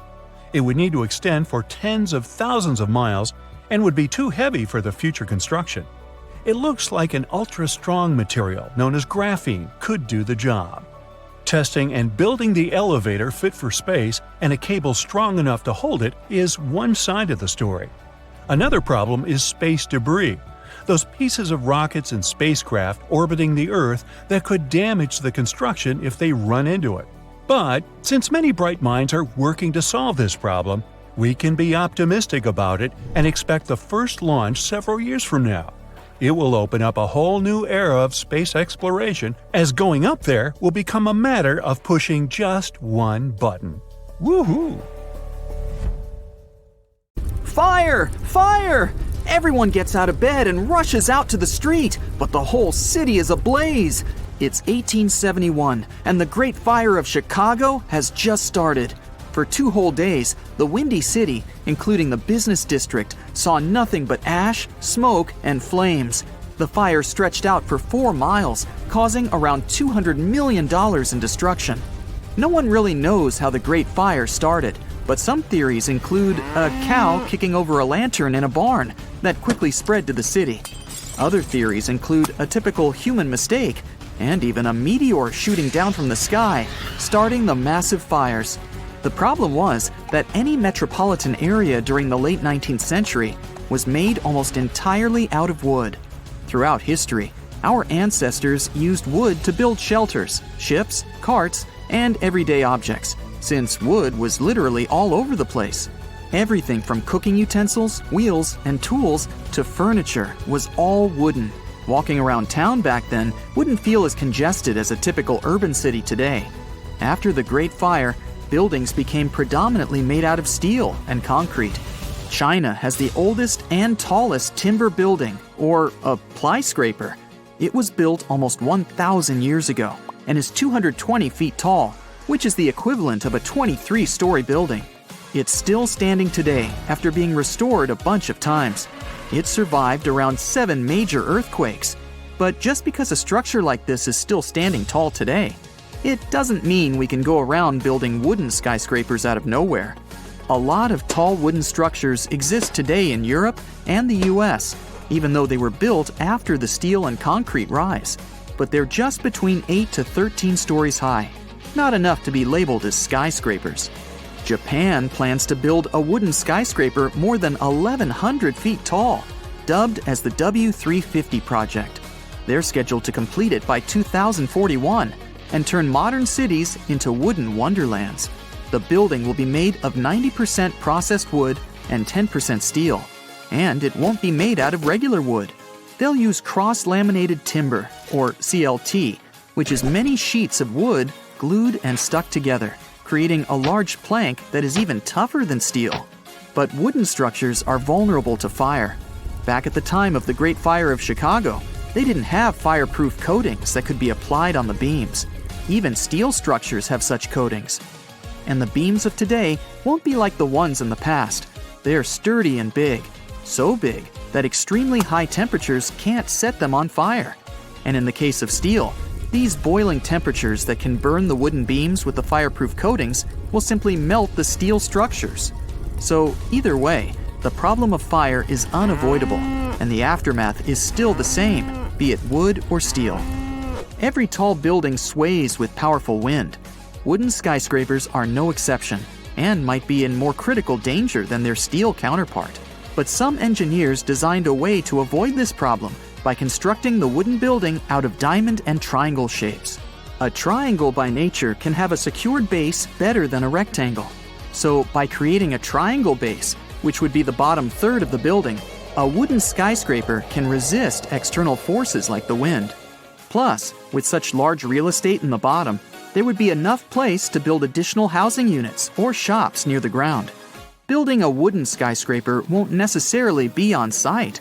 Engineers and architects will create the planning and blueprints on computers to guarantee the best possible design and structure to ensure aesthetic appearance and sturdiness. Workers can build the standardized models at a nearby factory and transport the prefabricated structures to the site. This system will save more time and have quality control from the ground up. In a concrete building, the cement has to be poured into empty beams and shapes that have to dry in days or weeks. Steel needs to be melted and molded into shapes to fit the structure and design. In the factories, the cross-laminated timber can be cut automatically and supervised by people to make sure nothing goes wrong. This will eventually save costs by not having that many construction workers. And when it's time for building, all they have to do is bring the structure in pieces, put them together, and raise it up. It won't be as messy as a regular construction site and won't take too much time. only fixing the electrical planning, plumbing, and other internal operations will need a lot of on-site work. Then, a team for the finishing touch will come and do some last-minute brush-ups to make sure everything functions properly. And then, voila! You've got yourself a wooden skyscraper. Wood, in general, is more flexible and lighter than concrete and steel. A wooden skyscraper would withstand an earthquake better than a concrete building and would be less likely to collapse. And since wood is a natural insulator, residents can save on heating and cooling costs. Steel and concrete don't grow on trees, but wood does. And don't worry, it won't even make a dent as far as deforestation. People use less than 1% of the world's woods. Engineers and architects will have special timber farms grown for the purpose of construction. But if the world decided to turn to wood for the buildings of tomorrow, then mass deforestation would lead to extreme disasters in our forests. According to some researchers, replacing steel with wood could impact around 40% of forests annually. That still won't compensate for the new wood grown each year. Having wooden buildings around will help with carbon benefits. It requires less energy to produce than steel and concrete. According to some studies, a large building made of wood will have a much smaller carbon footprint than one made of steel and concrete, which amount to around 16% of global emissions. And since wood is lighter than steel, it'll save on fuel costs and require less to transport it, which will reduce emissions even more. Something like this will take decades to plan out and execute if people really wanted to make the switch. When people started switching to steel buildings, everyone started to notice its benefits. In the long run, wood rots and absorbs and releases moisture, which can compromise a structure. Some people have chosen recycled plastic to build new homes by turning it into rough powder and shaping it into whatever is desired. They created beams, blocks, bricks, and pillars. In South America, a group of people are already doing this by creating small two-bedroom houses made mostly out of recycled plastic. It's cheaper to make, gets rid of waste, and only takes 5 days to build, with 4 people building it. Maybe one day we'll see skyscrapers made out of recycled trash, and maybe even whole cities made out of trash. In Yemen, there's a small city known as the world's oldest metropolis. In the middle of the desert, the locals had to find a way to shelter themselves without the abundance of trees. Shibam, aka the Manhattan of the desert, is made out of fertile soil, hay, and water that were made into bricks and left to bake under the sun for days. This city was a pit stop for many travelers arriving in caravans back in the day. Most of the buildings were 7 stories high, and the ground floors were used to keep livestock and crops. The upper levels were places for socializing and looking out for any newcomers. Mud buildings are natural coolers. The mud repels heat, leaving the cool atmosphere trapped inside. The first reinforced concrete skyscraper was built in Cincinnati, Ohio in 1903. It was 16 stories high and wasn't even expected to last the whole night. People thought it would crumble from its own weight, while others believed it would topple over. When they removed the support columns, a local reporter stayed awake all night to document the building collapsing. But they were all wrong. If you've ever wondered what it feels like to walk on diamonds, head straight to the town of Nördlingen in Germany. It seems like a typical fairy tale village with cute houses and red roofs. But its walls and streets are actually studded with over 72,000 diamonds. You'll need a microscope to see them, but they're definitely there. When the first people came to live here, somewhere around the 9th century CE, they were positive they were settling down in a volcanic crater. They didn't know the stone they were using for construction was embedded with millions of tiny diamonds, and the origins of the crater were out of this world. An asteroid slightly larger than half a mile in diameter hit our planet around 14.5 million years ago in what is now Bavaria and left a crater 16 miles wide. The bedrock was under such intense heat and pressure that the bubbles of carbon inside transformed into tiny diamonds at a concentration like nowhere else in the world. The locals didn't pay attention to their houses, built of what was left of that asteroid impact, shimmering on sunrise. Then, in the 1960s, 2 geologists arrived from the USA, studied the landscape from a distance, and noticed it didn't look exactly like a volcanic crater. After further research, they realized their theory that the crater was shaped from above and not from below proved right. They even had to change school books after the discovery, not to mislead the students. Once the word of the crater had spread, NASA got interested in it and sent their Apollo 14 and Apollo 16 astronauts to visit it to learn about what kind of rocks they'd find in space and which of them were worth bringing home. A moon rock that arrived with one of the missions is now on display at the local museum, and astronauts still visit the place. The locals, though, are so used to living among diamonds, they don't even find it special. The Australian town of Coober Pedy is known as the opal capital of the world and exists completely underground. The town even has the first 4-star underground hotel in the world. The reason people settled in this area was to work at an opal mine. Back in the day, the miners could hardly survive under the burning desert sun, so someone decided to put a tent directly into the mine. Then it turned into a home. Now, Coober Pedy has around 2,500 residents from different countries, about 30 shops, an opal gallery, museums, a bar, and other buildings, and is a popular tourist attraction. The town of Monowi, Nebraska, in the USA, has a mayor, a clerk, a treasurer, a librarian, a tavern keeper, and a bartender. Yet, the population is officially just 1. Elsie Eiler has been doing all those jobs, paying taxes to herself, and voting herself for mayor since 2004. Back in the 1930s, Monowi had a population of 150 people, grocery shops, and restaurants. When farming conditions got worse, people started leaving family by family until it went down to 1 person. If you feel like saving some money on house construction, look up some property in the Spanish town of Centenil de las Bodegas. 3,000 residents live under and into the sides of the Cadiz Mountains and use them as natural walls and ceilings. The first settlers moved in here back in prehistoric times. The rocks keep the houses cool in the summer and warm in the winter. Neft Dashleri in Azerbaijan was built as an oil platform in 1940, directly in the Caspian Sea. Once they discovered rich oil deposits, it started growing and is now made up of a network of platforms with around 5,000 people working and living here. The town has apartments, bridges, a library, a community center, and even a movie theater. The Japanese village of Nagoro has an unofficial second name, the Scarecrow Village. The last children were born here over 20 years ago. It officially has less than 50 residents, but it feels complete thanks to 350 life-size human dolls.